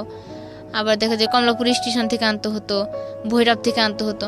আমাকে দিয়ে মানে বিভিন্ন ধরনের মাল আনানো শুরু করলো। তা আর আমিও আস্তে আস্তে সব কিছু জানতে পারলাম যে এর মধ্যে হিরোইন থাকে, ইয়াবা থাকে, গাঁজা থাকে, তারপর আবার ইঞ্জেকশন থাকে। জানতে পারার পর আমাকে একদিন বলতেছি কি যে মানে আমাদের যে আড্ডাটা ছিল, আড্ডার জায়গা, বলতেছে ওইখানে দেখবো পুলিশ আসছে কিনা আজকে যে। তা আমি দেখতে গেছি পুলিশ দেখতে যে দেখি যে না ঠিক পুলিশ তো আসছে এখানে। আমি আবার ওদেরকে ফোন করে বলছি যে পুলিশ আসছে এখানে, 3-4টা পুলিশ আছে। তা পুলিশ আবার ওই দিন আমারে ফলো করছে। যখন ফলো করছে আমি পুলিশ দেখা, আমার মোবাইল ছিল 3টা, আমি মোবাইল চালাতাম 3টা। তা আমি যে ফোনটা দিয়ে আর কি সবসময় ওই ব্যবসার লাইনে কন্ট্যাক্ট করতাম, আমি তাড়াতাড়ি করে ওই সিমটা খুলে আমি আমার নিজের কাছে নিয়ে নিই, মানে নিজে এমনভাবে রাখি যাতে পুলিশ আমার এই স্থানে না যাইতে পারে। ফোন চেক করবে কিন্তু আমার ধরতে পারবে না। আমি সিমটা খুইলে আমার কবজা মতো নিয়ে নিই। পরে পুলিশ আমি আমার তো এখান থেকে যাইতে হলে যে কোনো একটা উদ্দেশ্য দিয়ে যাইতে হবে, যেহেতু আমি পুলিশ দেখতে আসছি। তা আমি দোকানে গেছি, ডাউল নিছি, মুসুরির ডাউল নিছি, ডিম নিছি আর আইসক্রিম নিছি 4টা। আমি এমনভাবে নিছি যাতে না পুলিশটা যদি আমাকে বলে দেখা যাচ্ছে আমার আইসক্রিম আমি ওদেরকে নিজেই থেকে দিয়ে আসবো, কিন্তু আমাকে বুঝতে পারবে না। মানে আমার মধ্যে এই আইডিয়াটা হয়ে গেছে ওদের সাথে চলতে। পরে একটা পুলিশ আমাকে ডাক দিয়ে বলছে তুমি কোথায় যাচ্ছ? আমি আমার বাসায় যাচ্ছি। এগুলো দোকান থেকে নিয়ে গেলাম রান্না করার জন্য। পরে গরম লাগতেছে তা আইসক্রিম খাওয়াবে? আমি বললাম হ্যাঁ খেতে পারেন। পরে আইসক্রিম 4 জনের 4টা নিল আর আমার ফোনটা হাতে নিল, নিয়ে ওনার নাম্বারটা মানে আমার ফোনে দিয়ে আমার ফোন থেকে কল করলো ওনার ফোনে, পুলিশের ফোনে। পুলিশটা আর কি প্রায় বেশি বয়সও না আবার বেশি ইয়েও না, মাধ্যম বয়স হবে। তা আমার বলতেছে আচ্ছা ঠিক আছে বাসায় যাও, ফোন দিয়ে দিছি, দিয়ে বলতেছে বাসায় যাও পরে কথা বলবো। বাসায় গেছি, যাওয়ার পর উনি আমাকে ফোন দিয়ে ওই বিষয়ে খোঁজ নেওয়ার চেষ্টা করে এবার আমারে দিয়ে, কিন্তু আমি যে ওই লাইনে সেটা কিন্তু উনি জানেই না। আচ্ছা। তারপর আমাকে ফোন দিয়ে বলে যে দেখ ভাই এখানে কোনো ব্যবসা কোনো রকম কোনো কিছু যদি কাজ হয় তুমি আমাকে জানাবে। আর আমি মনে মনে কই আমি তো ওই লাইনে, তা আমি আর আপনাকে কি জানাবো? আমি তো আর উল্টা আপনার থেকে খোঁজ নিয়ে আমি ওদেরকেই জানাবো যে আপনারা কবে আসবেন না আসবেন। মানে আমার মনে মনে এই পরিকল্পনা। তো এরকম করে প্রায় মাসখানেক হয়ে যায়। যাওয়ার পরে ঈদ চলে আসে। তা আমি আবার বাড়িতে গেছি রোজার 5-6 দিন আগে, বাড়িতে যেয়ে আবার বাড়ির থেকে আসছি টাকা পয়সা দিয়ে মারে আসছি। পরে হঠাৎ করে যেদিন আসবো ঢাকায় ওদিনকে আমার আবার এই ব্যবসার সাথে জড়িত একটা ছেলের সাথে আমার সম্পর্ক, মানে আমরা যেহেতু জানি একই। ততদিনে আপনার হাজবেন্ডের কি অবস্থা? এই যে এখন সেই পর্যায়ে যাব। জি। তারপর এখন এই সব করার মধ্যে আমার হাজবেন্ডের সাথে তো যোগাযোগই নেই, পুরো ছিন্ন। পরে আমি যখন গাড়িতে আসতেছি বাড়ির থেকে আসার পথে আমার এই দ্বিতীয় যে সম্পর্ক হয়েছে যার সাথে, তার সাথে আমার দেখা হবে ওই দিন। তা আমি আবার ফোনে কথা বলতেছি একটা ছেলের সাথে আর কাঁদতাছি যে দেখ আমি মানে কিরকম করে বাড়িতে গেছি আসলাম 2-1 দিনের মধ্যে, মেয়েটারও কষ্ট ভালোভাবে রাখতে পারলাম না নিজের কাছে। আর মেয়েটাও আমাকে চিনেই না, মেয়েটা আমি যে ওর মা ও আমাকে চিনেই না, আমাকে দেখলে কান্নাকাটি করে, আমার কাছে আসতেও চায় না। তা আমারও কষ্ট লাগে যে না আমার সন্তান আমার কাছেই আসে না, আমাকেই চিনতে পারে না। তা ফোনে যদি কথা বলে তাহলে আম্মু বলে ডাকে, কিন্তু কাছে গেলে কখনো আম্মু বলে ডাকে না। তা আমারও মনে কষ্ট লাগতেছে আর আমি ওর কাছে বলতেছি আর কাঁদতেছি। তা ওই দিন আবার গাড়িতে একটা স্টাফ ছিল, গাড়ির স্টাফ, সে আবার আমাকে ফলো করছে বারবার, ফলো করে দেখতেছে। দেখার পরে বলতেছে যে ওই গাড়ির ড্রাইভার কাছে বলতেছে যে দেখ এই মেয়েটা কে না হঠাৎ করে কাঁদতেছে, ফোনে কথা বলতেছে আর কাঁদতেছে। তো বলতেছে গাড়ির যে কোনো যাত্রী যে কোনো সমস্যা হয়েছে কাঁদতেই পারে, এটা নিয়ে তুই মাথা ঘামাস না। এরকম করে আমরা ফেরিঘাটে চলে আসি। আসার পর ওই ছেলেটা, আমি আবার গাড়ির সাথে দাঁড়ায় আছি ঢালান দিয়ে। তা আমার বলতেছে যে আমাদের গাড়ির সাথে ঢালান দিয়ে দাঁড়িয়েছেন, গাড়ির রং উঠবে। তা আমি বলতেছি না উঠলে কোম্পানির গাড়ির রং উঠবে, আপনার তো কিছু না, আপনার সমস্যা কি? তুমি বলতেছে যে গাড়িটা তো আমাদেরই, আমাদের কোম্পানির, আমরা যেহেতু স্টাফ গাড়ির। তো তো এরকম করে এক কথায় দুই কথায় তার সাথে আমার সাথে অনেক কথা হয়ে যায়। হওয়ার পরে সে আমার সাথে অনেক কিছু কথা বললো, আমরা কফি খেলাম একসঙ্গে ফেরিতে বসে। খাওয়ার পর আমরা ঢাকায় পোস্তখোলা নেমে পড়ি। আমি নামার পর ওনার সাথে আবার আমার ফোন নাম্বার দেওয়া নেওয়া হয়ে যায় গাড়িতে বসে। পোস্তখোলায় নামি আমি বাসায় যাই, থাকি। তারপর একদিন পয়লা বৈশাখের দিন সকালবেলা উনি আমাকে মিস কল দিছে, মেসেজ করতেছে। মেসেজ করার পরে আমাকে অনেক কিছু বোঝাইলো আর কি। আর এর মধ্যে আমি আমার জীবনের কিছু ঘটনা আমি ওকে বলছি। বলার পর ও আর কি আমার প্রতি একটু দুর্বল হয়ে গেছে, যে এত কষ্ট মেয়েটার জীবনে, এত কিছু করতেছে, তারপরে এমন হইল। বলার পর ও আমাকে এখন প্রতিদিন ফোন করে, আমাকে বোঝায়, আমাকে নতুন করে বাঁচার স্বপ্ন দেখায়। দেখানোর পর আমি ওর কথা মতোই চলি। হঠাৎ করে এখন আমি ওই ব্যবসা ছেড়ে দিব, মানে ওই যে ইয়াবা হিরোইন বেচে ওই ব্যবসা ছেড়ে দিব। আর এর মধ্যে আমি নিজেও ওই জগতে চলে গেছি। আমিও নিজে সিগারেট খাওয়া শুরু করি, তারপর আপনার মদ খাওয়া শুরু করি, বিয়ার খাওয়া শুরু করি ওদের সাথেই। মানে আমিও মানে আমি যে একটা মেয়ে মানুষ, তখন আমি নিজেই মেয়ে মানুষের মধ্যে ছিলাম না। তারপর ও আমাকে সব কিছু যখন বোঝায়, স্বপ্ন দেখায়, তা আমি ভাবলাম যে আচ্ছা ঠিক আছে, তাহলে আমি এই ব্যবসা ছেড়ে দেবো। তা আমি আবার ওদেরকে যে সরাসরি বললাম যে না, আমি আর তোদের সাথে কাজ করব না, আমি চলে যাব অনেক দূরে। তা বলতেছি যে এই রাস্তায় ঢোকা যায় নিজের ইচ্ছায়, কিন্তু কখনো বেরোনো যায় না নিজের ইচ্ছায়। আর যদি বেরোইতে হয় তাহলে মৃত্যুর সাথে নিয়ে বেরোইতে হয়। আমাকে এই কথা বলছে। বলার পর আমি বলছি যা হয় হোক, আমি থাকবো না। বলে এখান থেকে চলে আসি আমার ওই খালার বাসায়, যে বাসায় আর কি আমি থাকি, ম্যানেজার খালা আছে, ওনা আসি। আসার পর আমি খালারে সবটাও খুলে বলি যে খালা এই ব্যবস্থা আমার জন্য, কি করবো করো। তা বলতেছে যে তুই তো একটা ছেলের সাথে কথা বলিস, তোর খুব সম্পর্ক ভালো, তো ওই ছেলেটারে বলে দেখ তোর জন্য যদি কিছু করে। তা ওর সাথে কথা বলার পর এক সপ্তাহের মধ্যে আমাকে মারার জন্য এখন ওরা অস্থির হয়ে উঠছে, যে ওই মেয়ে যদি আমাদের হাত থেকে বেরোয় যায়, আমাদের সমস্ত গোপন তথ্য বলে দিবে, কারণ ও সমস্ত গোপন তথ্যগুলো জানে। বলে দেওয়ার জন্য এখন ওরা আমাকে বললো, ওরা মানে অন্য ছেলেদেরকে কন্ট্যাক্ট করলো যে ওই মেয়েকে যদি ধরে দিতে পারিস তাহলে তোকে 1 লাখ টাকা দেবো, বা আরেকজনকে বলে যে তোকে 50,000 টাকা দেবো, শুধু ওই মেয়েকে আমাদের হাতে এনে দিবি। তারপরে এই নাহিদ হোসেন যে ছেলেটার নাম, আমি যার সাথে গাড়ির সাথে পরিচয় হয়েছে, কিন্তু সেও ছিল একজন ড্রাইভার।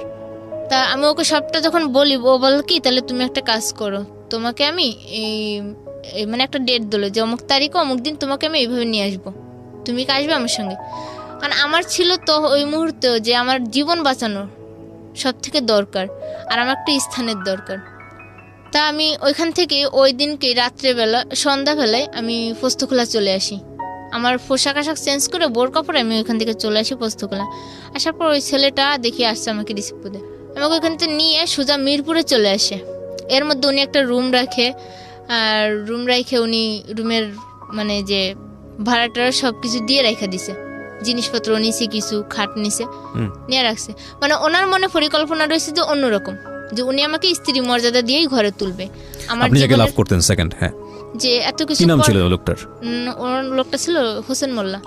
ওকে। হ্যাঁ, কিন্তু ওই লোকটার পুরোপুরি সিদ্ধান্ত ছিল যে এই মেয়েটা ভালো খারাপ, সবকিছু জানতো আপনার সম্পর্কে। হ্যাঁ, সবকিছু জানতো। ওনার সঙ্গে পরিচয় কি আপনার এই লাইনেই? হ্যাঁ, না এই লাইনে না, মানে ওই গাড়ি থেকেই। ওই যে গাড়িতে বললো যে ছেলেটা রং উঠে যাবে গাড়ির, সেই ছেলেটাই। তা আমাকে বলছে, বলার পর আমি ওনার সাথে সবকিছুই শেয়ার করলাম, আর কোনো কিছু বাধা রাখিনি। ওনার মনে পরিকল্পনা ছিল যে উনি আমি যখন একটা খারাপ মেয়ে, আমাকে ভালো করবে, করে উনি ওনার স্ত্রী মর্যাদা দিয়ে আমাকে ঘরে নেবে। তারপর উনি আমাকে সবটা বলে, মিরপুরে আনার পর উনি রাত্রেবেলা আমাকে সবটা খুলে বলল যে ওনার ফ্যামিলিতে কে কে আছে, ওনার বাচ্চা আছে, বউ আছে, আর মা বাবা সবাই আছে, আর উনি আমাকেও স্ত্রী মর্যাদা দিয়ে তার কাছে রাখবে, কিন্তু আমাকে হয়তো নিজের মতো করে চলতে হবে, আমি পরিশ্রম করবো, আমার টাকায় কিছু চলতে হবে, আর সে আমাকে সবটা দিবে না, কিছুটা হলেও দিবে। তারপর ওদিন রাত্রে আমরা দুইজনে, উনি বলতেছে যে আমরা দেখো কাগজ কলমে বিয়ে করা মানুষ প্রমাণের জন্য, আর আমরা কিন্তু আল্লাহর কালেমা, যে কালেমা পড়ে আমরা বিয়ে করি, সে কালেমা পড়ে আমরা বিয়ে করব, সে কোরআন শপথ করে আমরা বিয়ে করব, আমরা এইভাবেই থাকবো, কিন্তু আমি তোমাকে কোনোদিন ছাড়বো না, তোমাকে যতটা পারি ভালো করব। ওকে।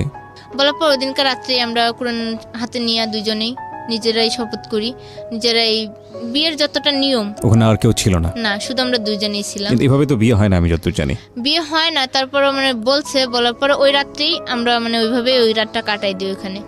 দেওয়ার পর পরদিন সকালে ওনার একটা বন্ধু রামপুরা থাকে, সে বন্ধুটা আসছে, বন্ধুটা আমার বিষয়ে সবকিছু জানছে, জানার পর আসছে, আসার পর বলতেছে যে তাহলে তোর একটা চাকরি দেওয়া দরকার, তোর এইভাবে থাকতে পারবো না। পরের দিন আবার আমরা দুইজনেই ওই লোকটার সামনে আবার ওই একই শপথ নিলাম, ওই লোকের সামনে। হ্যাঁ, যে আমরা আজ থেকে দুজন স্বামী স্ত্রী কবুল বললাম। বলার পরে মানে বলছি যে যতদিন বাঁচবো দুইজন দুজনের থেকেই বাঁচবো, কখনো আর কেউ কারো ছিন্ন হবো না। এভাবে এটা আপনার আগের হাজবেন্ডকে ডিভোর্স না দিয়েই? হ্যাঁ, ডিভোর্স না দিয়ে আমি এই কাজগুলো করতেছি। করার পর হঠাৎ করে রোজা চলে আসলো। রোজা শেষ, ঈদে আমি বাড়িতে গেছি। বাড়িতে যাওয়ার পর আমার স্বামী, ওই যে স্বামী প্রথম স্বামী আবার ঈদের দিন রাত্রে আমাদের বাড়িতে আসছে, যে আমি বাড়িতে গেছি খোঁজ পেয়ে বাড়িতে গেছে। কতদিন পরে আপনার সঙ্গে দেখা হলো? 1 বছর 3 মাস পর। 1 বছর 3 মাস পর? হ্যাঁ, 1 বছর 3 মাস পর সে আমার কাছে গেল। যাওয়ার পরে আমি ওনাকে দেখে মানে আমি নিজেই সহ্য করতে পারতেছি না।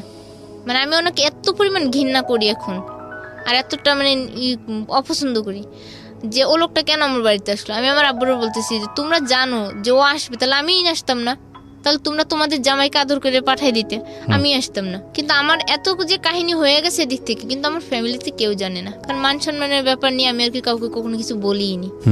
তারপরে স্বামী আসছে, রাতটা পার হয়েছে, সকালবেলায় ওনার সাথে আমি পার্সোনালভাবে কথা বলতে চাইছি। তো উনি আমার বলতেছি কি বলবো বলো। তো উনি আমার হাত ধরছে, আমি হাত ধরার সঙ্গে সঙ্গে বলছি দেখেন আপনার হাত ধরার মতো কোনো অধিকার নেই আমার গায়ে, একমাত্র একজনেরই অধিকার আছে, সেটা হলো হোসেনের। একবার ডিরেক্টলি বলে দিয়েছেন? আমি একবার সরাসরি বলে দিছি যে আমার শরীরে টাচ করার মতো একমাত্র অধিকার আছে হোসেনের, আপনার কোনো অধিকার নেই। যে স্ত্রীর খোঁজ নিলেন না আজকে 1 বছর হয়ে গেল, তার গায়ে হাত দেন কোন সাহসে? এই কথা বলার পর সে মানে চোখের পানি ছেড়ে দিছে।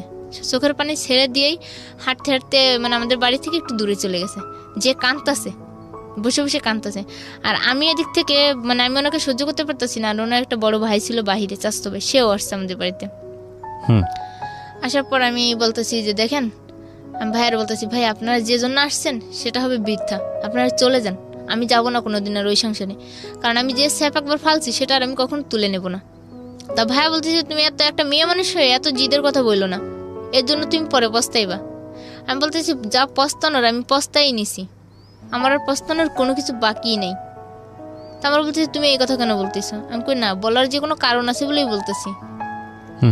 ভাইয়া ওই কথা শুনে ওখান থেকে চলে যায় ঘরে। যাওয়ার পর আমি আমার কাপড় চোপড়ের ব্যাগটা গুছাই নিয়ে সোজা আমি হেঁটে বাড়ির পিছনের রাস্তা দিয়ে, ওরা সামনের দিকে আছে, আমার বাবা মাও সামনের দিকে, আমি পিছন থেকে বেরিয়ে পিছন থেকে ডাইরেক্ট চলে আসি বাগেরহাট, আমার ফোনটা সুইচ অফ করে। আর ওদিকে তো সবাই আমাকে খোঁজাখুঁজি করতেছে। বাগেরহাট এসে আমি হোসেনকে ফোন দিছি। হোসেনকে ফোন দেওয়ার পর হোসেন বলতেছে তুমি এখানে দাঁড়াও, আমি আসতেছি বাড়ি থেকে। ওদের বাড়ি থেকে আসতে প্রায় 10-15 মিনিট লাগে। তো ফোন দিছে, ও আসছে, আইসা ওইখান থেকে আমাকে ওর বন্ধুর বাসায় নিয়ে গেছে। বন্ধুর বাসায় নিয়ে ওখানে রাখছে, রেখে ও বাড়িতে গেছে। বাড়িতে যেও আবার বিকালে একসাথে আমরা ঢাকায় আসবো। এদিকে আমার ফোন সুইচ অন করছি প্রায় 5টা 5:30টার দিকে, গাড়িতে ওঠার আগে। তখন আমার আম্মু ফোন দিয়ে বলতেছে যে তুই এরকম করে বাড়ি থেকে চলে গেলি, কিন্তু তোর মেয়ে তো আমরা এখন দিয়ে দেবো, আমরা তো আর রাখবো না, কারণ তুই আমাদের মান সম্মান রাখলি না, তাহলে তোর মেয়ে রেখে আমরা কি করবো? তাই আমি বলতেছি মেয়ে দিয়ে দিবা, দাও, দেখি তোমাদের কেমন সাহস, তোমরা মেয়ে দিয়ে কিভাবে থাকতে পারো। মানে আমিও একটু জোর গলায় কথা বলতেছি। তা হোসেন আবার আমাকে জিজ্ঞেস করতেছে যে গাড়ির মধ্যে এরকম করে কথা বললো না, সমস্যা হতে পারে। তাই আমি বলতেছি কি করব, আমি আর এত চাপ নিতে পারতেছি না, মানে আমার চারিদিকে টেনশন যন্ত্রণা, আমি নিজেই এখন অস্থির হয়ে যাচ্ছি। তো বলার পরে আম্মুরে যখন বলছি যে মেয়ে দিয়ে দাও, কিন্তু আমার আম্মু দিবে না, কিন্তু আমার আব্বু ফুরনিয়ার যে মেয়ে দিয়ে দিলে হয়তো আমার মেয়ে ওই সংসারে ফিরে যাবে। এই করে ওরাও নাইটে বাড়িতে যাবে, আমার স্বামী আর ওই তার ভাই। তারপর আমার আব্বু কি করলো, আমার মেয়েকে ওর আব্বুর সাথে দিয়ে দিছে পর আমার আম্মু তো কাঁদতে কাঁদতে অজ্ঞান হয়ে যেতেছে, যে নাতিকে এত আদর করে মানুষ করলাম সেই নাতিটা নিয়ে যাইব। আর আমার আম্মু তার আব্বুর উপর কথা বলতে পারতেছেই না, যেহেতু দিয়ে দেবে, মেয়ে যাবে, মেয়ের টানে, হয়তো সন্তানের টানে মাও যদি ফিরা যায়। কিন্তু এটা ছিল মানে আমার আব্বুর ধারণা, কিন্তু আমার আম্মু জানে যে না, আমার মেয়ে যেটা করে সেটা করেই ছাড়ে, আর যেটা বলে সেটা বলেই করে। আমার আম্মু এই বিশ্বাসটা আমার প্রতি ছিল আর কি, যে ও এক জিদি, যা করবে তাই করেই ছাড়ে। তা ওরা মেয়েকে দিয়ে দেয়, কিন্তু আমি জানি না যে মেয়েকে সত্যিই দিয়ে দেবে।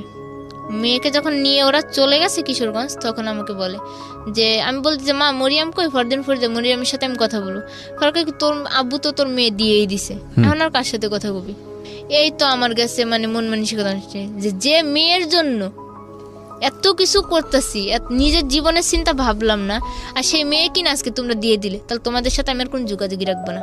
এই বলে আমার আব্বু আম্মুর সাথে প্রায় 5-6 মাস যোগাযোগ বন্ধ করে দিই। দিয়ে আমি কান্নাকাটি করি, কাজ করি, মানে অন্যরকম হয়ে গেছি, পুরো মানসিক রোগীর মতো হয়ে যায়। কিন্তু ওই নাহিদ আমাকে সবসময় বোঝাতো, সবসময় করতো। কোন নাহিদ এটা? এই মানে হোসেন, ওর নাম আমি নাহিদ ডাকি। তো এই কাজ করি বলতে কি তখনও আপনি এই পেশাতেই ছিলেন নাকি অন্য কোনো ওখান থেকে পেশা? পুরো বেরোয় এসেছেন। বেরোয় এসে হোসেন আমাকে পুরো ভালো করে তোলে। ওকে। কিন্তু ও সবসময় আমাকে বলতো যে তুমি কিছু করো আর না করো, তুমি 5 ওয়াক্ত নামাজ পড়বা আর ভালো ব্যবহার করবা, আগের মতো কোনো রকম ব্যবহারও করবা না, চলাফেরাও করবা না, 5 ওয়াক্ত নামাজ পড়বা। তা আমি বললাম আচ্ছা ঠিক আছে।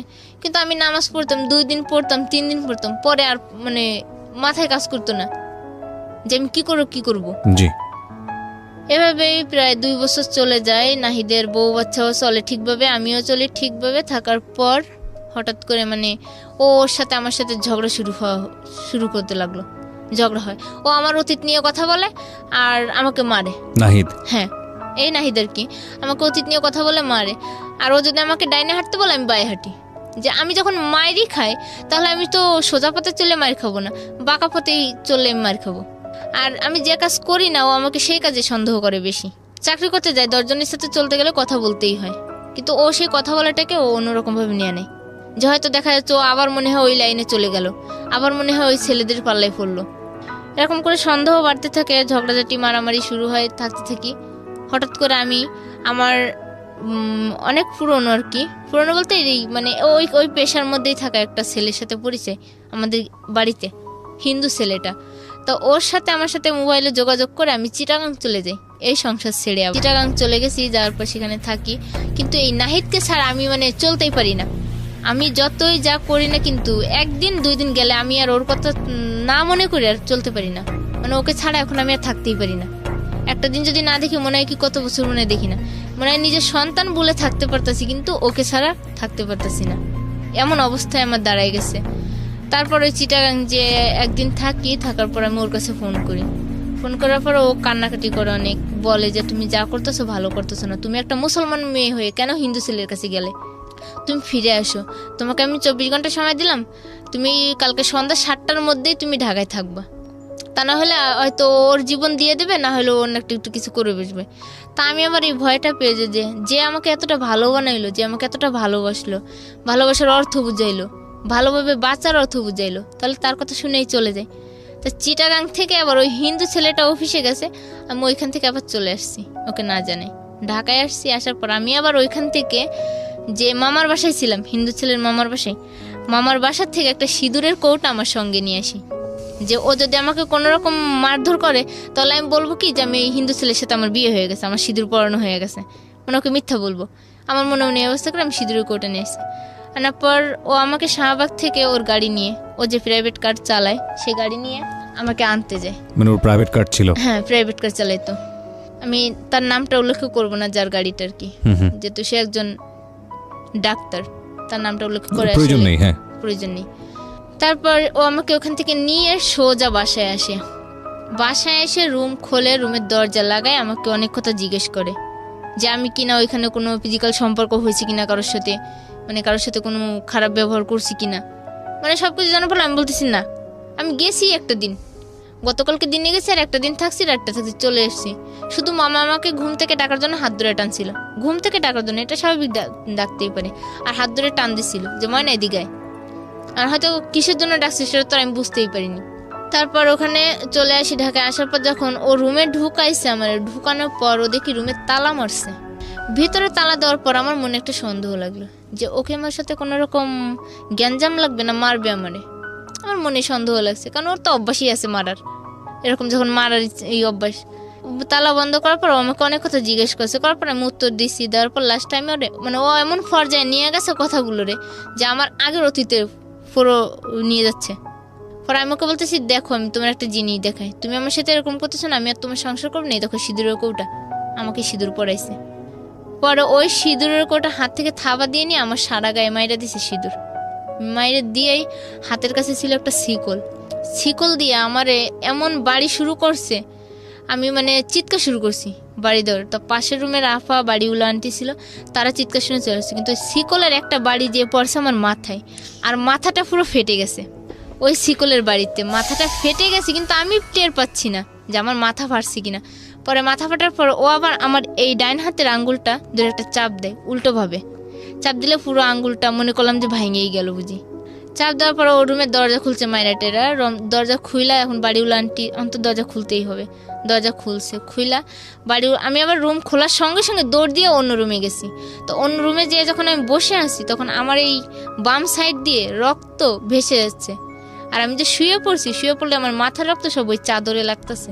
তখন আমি টের পাই না যে আমার মাথা কাটছে না ফাটছে।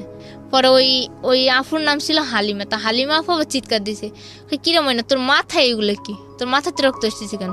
পরে আমি বললাম কই, আমি তো জানি না। পরে একদিকে মানে সিঁদুরের রঙে গা লাল হয়ে গেছে, আরেকদিকে রক্ত। তারপর ওই আন্টি আর হালিমা আফা দেখলো, দেখে আমারে মাথাটা বাইন্দা দিল, হাত দিয়া চাপ দিয়ে আর কেটা উন্না দিয়ে বাইন্দা দিল, দিয়ে রক্ত আর মানতেছে না, ফাটছেও অনেক, মানে না রক্ত, কি করবো।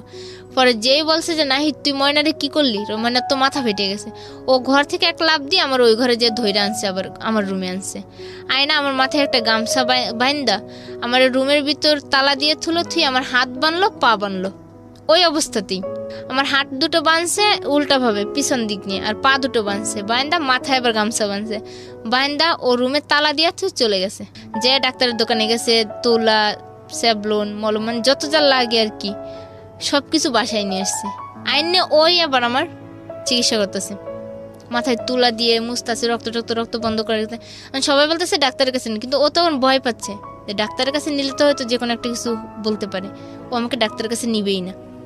নানার জন্য ওইভাবে ওরকম করে আমাকে সুস্থ করে তোলে। আমি হাঁটতে পারি না, চলতে পারি না, ডাক্তারের কাছে নিয়ে যায়, ওষুধ আনে, খাওয়ায়, পুরোপুরি সুস্থ করে ভালোভাবে জীবনযাপন শুরু করি ওই দিন থেকেই।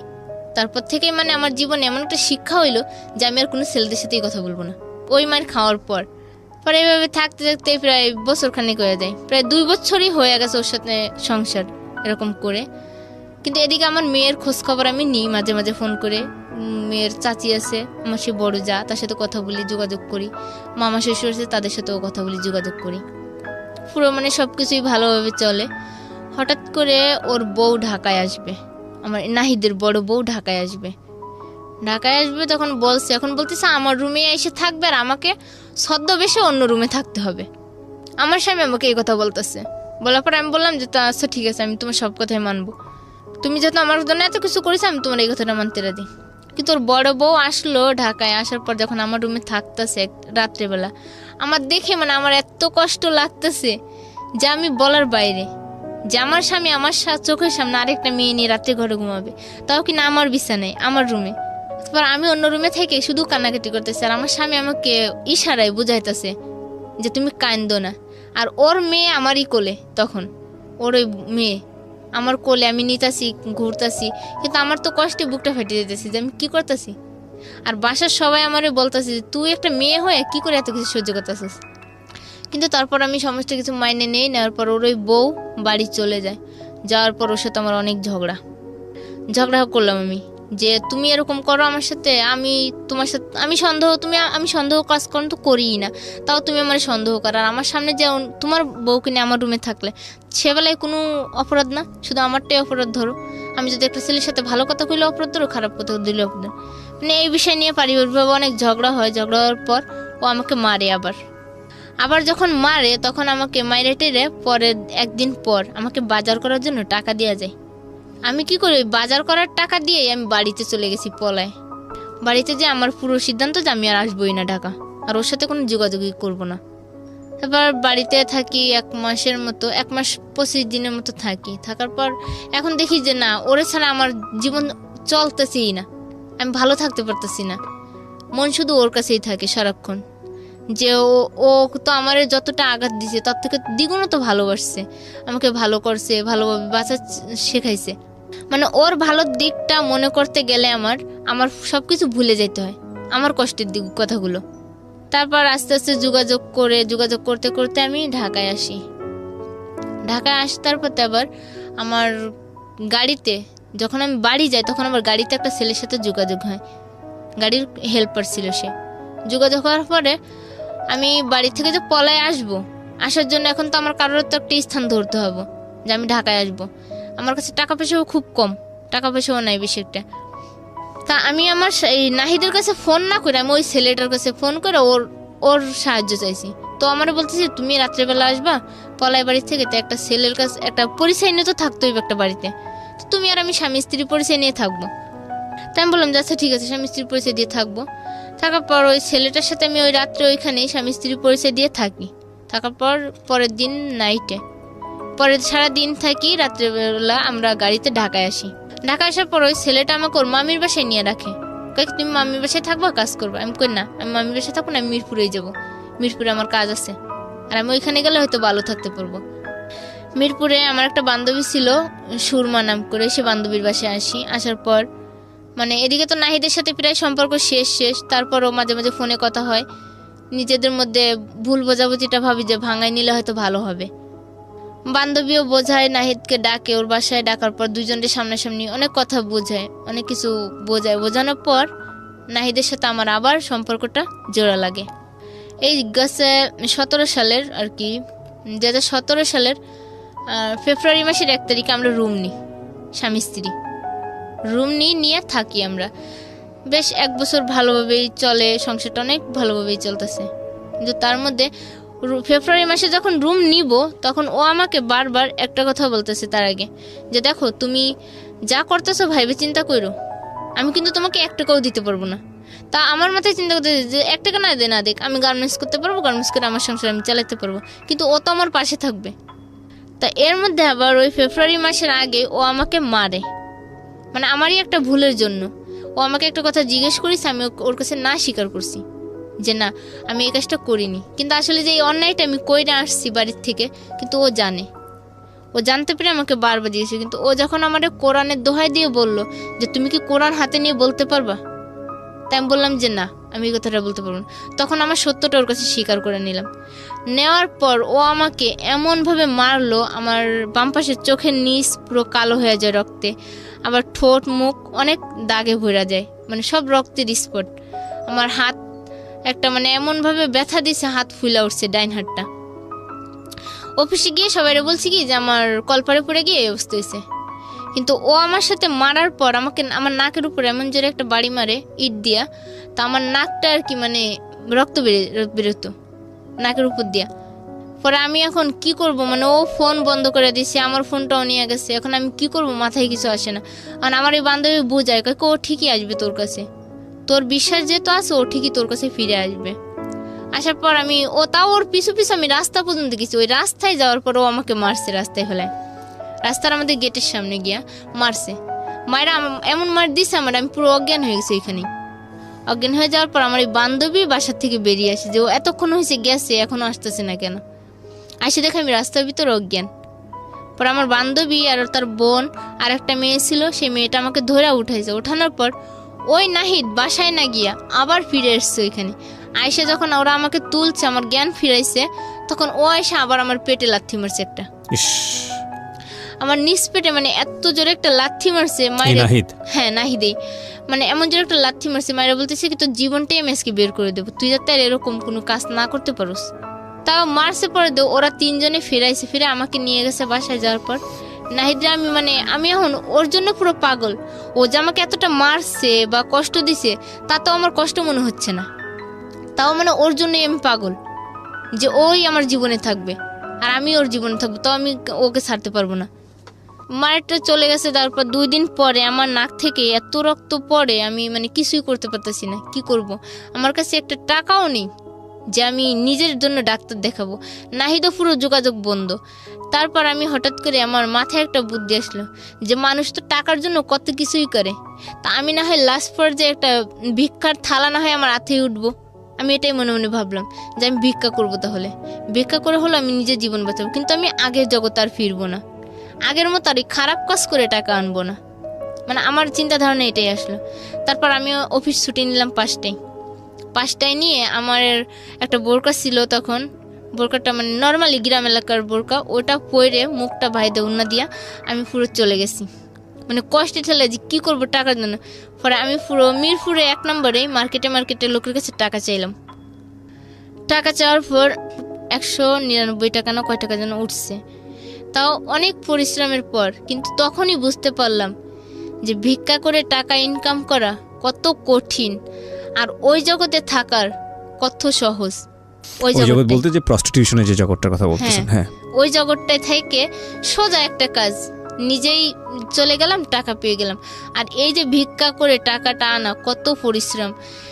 10 জনের কাছে চাইলেও মনে হয় না যে 10 টাকা মেলে, 10 টাকা মেলে। এরকম করে 199 টাকা হওয়ার পর ওই টাকা দিয়ে আমি ফ্যাক্স লোডের দোকানে গিয়ে আমি নাহিদকে ফোন করছি। ফোন করে আমি ওরে সবটা বললাম যে দেখো, তোমার জন্য আজকে আমি ভিক্ষা পর্যন্ত করলাম, তাও তুমি আমার ছেড়ে যেও না, আর তুমি আমার যা করতে বললাম আমি তাই করবো। তারপর ও আসলে আমার ভিক্ষার কথাটা শুনে অনেক কাঁদলো ফোনে, যে তুই ময়না আমার জন্য কি করলি, আর আমি বা তোর জন্য জীবনে কি করি। তাও দুইজনের মধ্যে শুধু ভুল বুঝাবুঝি থাকা যায়। পরে এভাবে ফেব্রুয়ারি মাসে রুম নিই, দুইজনেই বেশ ভালোই চলি। থাকার পর হঠাৎ করে এই যে প্রায় মাসখানেক আগে ওর বোর সাথে থাকা সত্ত্বেও মানে আমার কোনো খোঁজ খবরই নেয় না, খুব কম ফোন করে। আমি বাসায় আসতে বললে আসে না। আর রেন্টেকারে এখন গাড়ি চালায় তো অনেক মানে চাপি। রেন্টেকারে যারা গাড়ি চালায় তারা এখন দূরত্ব ভাড়া নিয়ে দূরে যায় ভাড়ার জন্য। তা আমাকে আসতে পারে না, আমাকে এই কথা সেই কথা দিয়ে বোঝায়। তো আমি ওকে একটা দিন না দেখলে মনে করেন থাকতেই পারি না। আর এত ভালোবাসি যে আমি নিজের জীবনের থেকে আমি ওকে বেশি ভালোবাসি। এই ভালোবাসার টানে আমি ওকে ভুলতেও পারি না, ওকে ছাড়া থাকতেও পারি না। তারপর ও একদিন বাসায় আসার পর আমি আর কি ঝগড়া করি ওর সাথে অনেক। আমি ইচ্ছা করে ঝগড়া করি, মানে সব কিছুই আমার মধ্যে। ওই দিন ঝগড়াটা আমার থেকেই শুরু হয়েছে। তো আমি নানান কথা বলছি, বলার পর ঝগড়া শুরু হয়েছে। হওয়ার পর ও আমারও বলতেছে কি যে দেখ, এইভাবে সংসার চলে না, তুই মুক্তি নে, না হয় আমারে মুক্তি দে। আমাকে ওই বলছে এই কথা। করার পর এই কথা বললো, আমাকে ফোন যখন কাটে দিছে, দেওয়ার পর ও একদিন বাসায় আসার পর আমি বলতেছি দেখো, তুমি আমার কাছে মুক্তি চাইছো, তাহলে আমি তোমারই মুক্তি দেবো। তাহলে তুমি আজকে আবার সেই কোরআন হাতে নাও, নিয়ে আমাকে এই কোরআন শরীফ সাক্ষী রেখে বলো যে আজকে তোর হাত ছেড়ে দিলাম, আর 3 বার তালাক বলো তুমি আমাকে। ও ঠিকই ওই দিন আমার চাপে পড়া ও ঠিকই ওই কথাগুলো বলছে, আমাকে 3 বার তালাকও বলছে। আর বলছে যে আল্লাহ, আমি যে মানুষটাকে এত ভালো করলাম, যে মানুষটাকে আমি ভালো কইরা আজকে ভালো পথে আনলাম, সেই মানুষটি আজকে আমার হাত ছেড়ে দিতেছে। তো তুমি ওরে ভালো রেখো, ভালো জন থাকুক। কথা বলে ও চলে গেছে। কিন্তু যাওয়ার পর এখন আমি শুধু ভাবি যে আমি কি করাইলাম ওরে দিয়া, আর আমি বা কি করলাম, কেন করলাম। আমার মাথায় শুধু এই চিন্তা, আমি শুধু কান্নাকাটি করি। খাওয়া দাওয়া পুরো ছেড়ে দিছি। খাওয়া দাওয়া ছেড়ে দেওয়ার পর তো এখন আর মানে ওকে ছাড়া মানে এত অন্ধকারে ঢেকে আসতেছে আমার জীবনটা। আবার মনে হচ্ছে যে আমি এই বুঝি আবার নিঃস্ব হয়ে গেলাম, একা হয়ে গেলাম। তারপরে ওকে ফোন দিই, বারবার ফোন দিই, ডিস্টার্ব করি। ও ফোনের যন্ত্রণায় মানে ও আমার কথা শুনলে ও দুর্বল হয়ে পড়ে, আর আমি ওর কথা শুনলে দুর্বল হয়ে পড়ি। দুজনের প্রতি এতটা দুর্বল হওয়ার পর ও প্রায় 15 দিন আগে শুক্রবার রাত্রে বাসায় আসে। ও আসছিল আমার কাছে থাকার মন মানসিকতা নিয়ে, যে আমার কাছে থাকবে, থাইকে হয়তো আমাদের দুইজনের মধ্যে ঝগড়াটাও মিটাই নিবে, আবার কথাগুলো ফিরাই নিবে।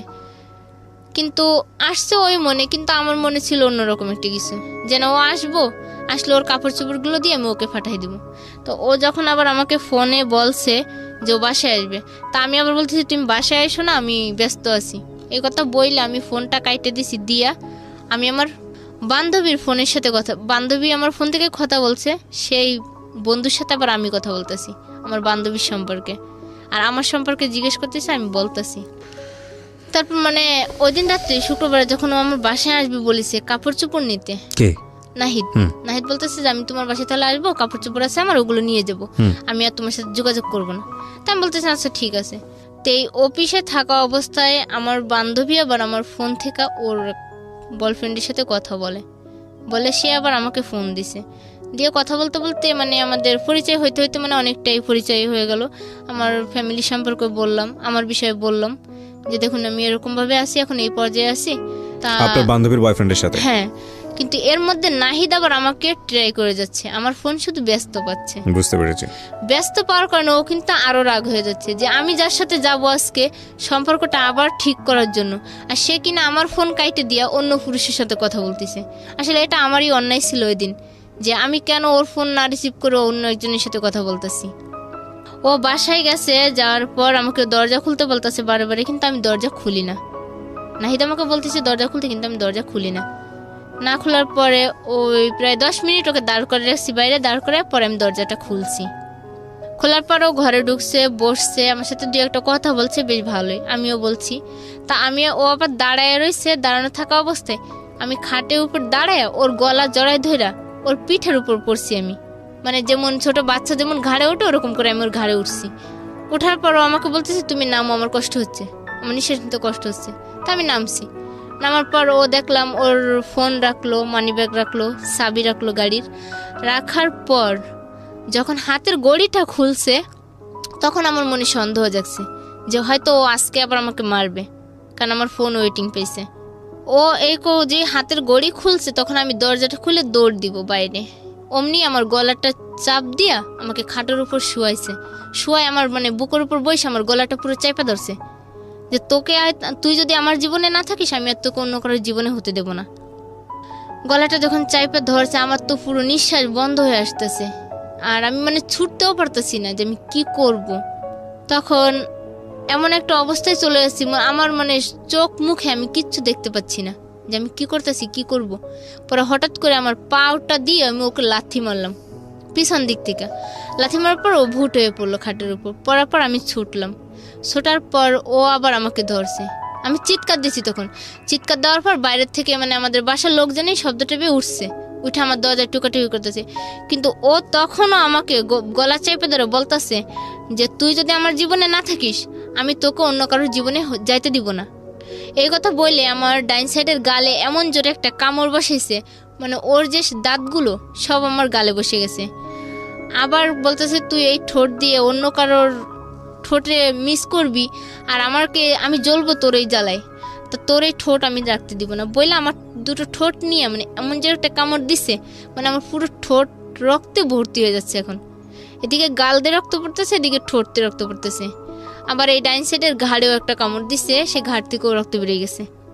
যাওয়ার পর মানে বাইরে থেকে যখন মানুষে চিল্লাচিল্লি করার পর সবাই দরজা খুলছে। ও দরজা খোলার পর আমি দৌড়ে আর কি আমাদের বাথরুমে চলে গেছি।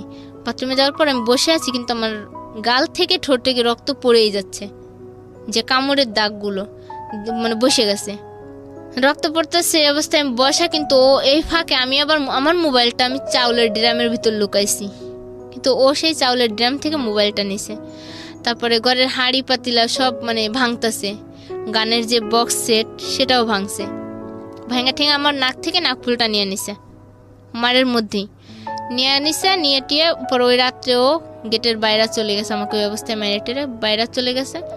যাওয়ার পর এখন আমি বলতেছি থানায় যাব ওর নামে কেস করতে, কিন্তু ও আমাকে যাইতে দিবে না থানায়, আমি এটাও বুঝতে পারতেছি। ও বাইরে দাঁড়ায় আছে, পরে আমি গেটের উপরে দিয়ে ওইটা দেখি যে ও দাঁড়ায় রয়েছে। আমাকে বাসার সবাই বলতেছে দেখ এরকম পাগলামি করিস না, ঝগড়া হয়েছে আবার মিলবি, সমস্যা কি।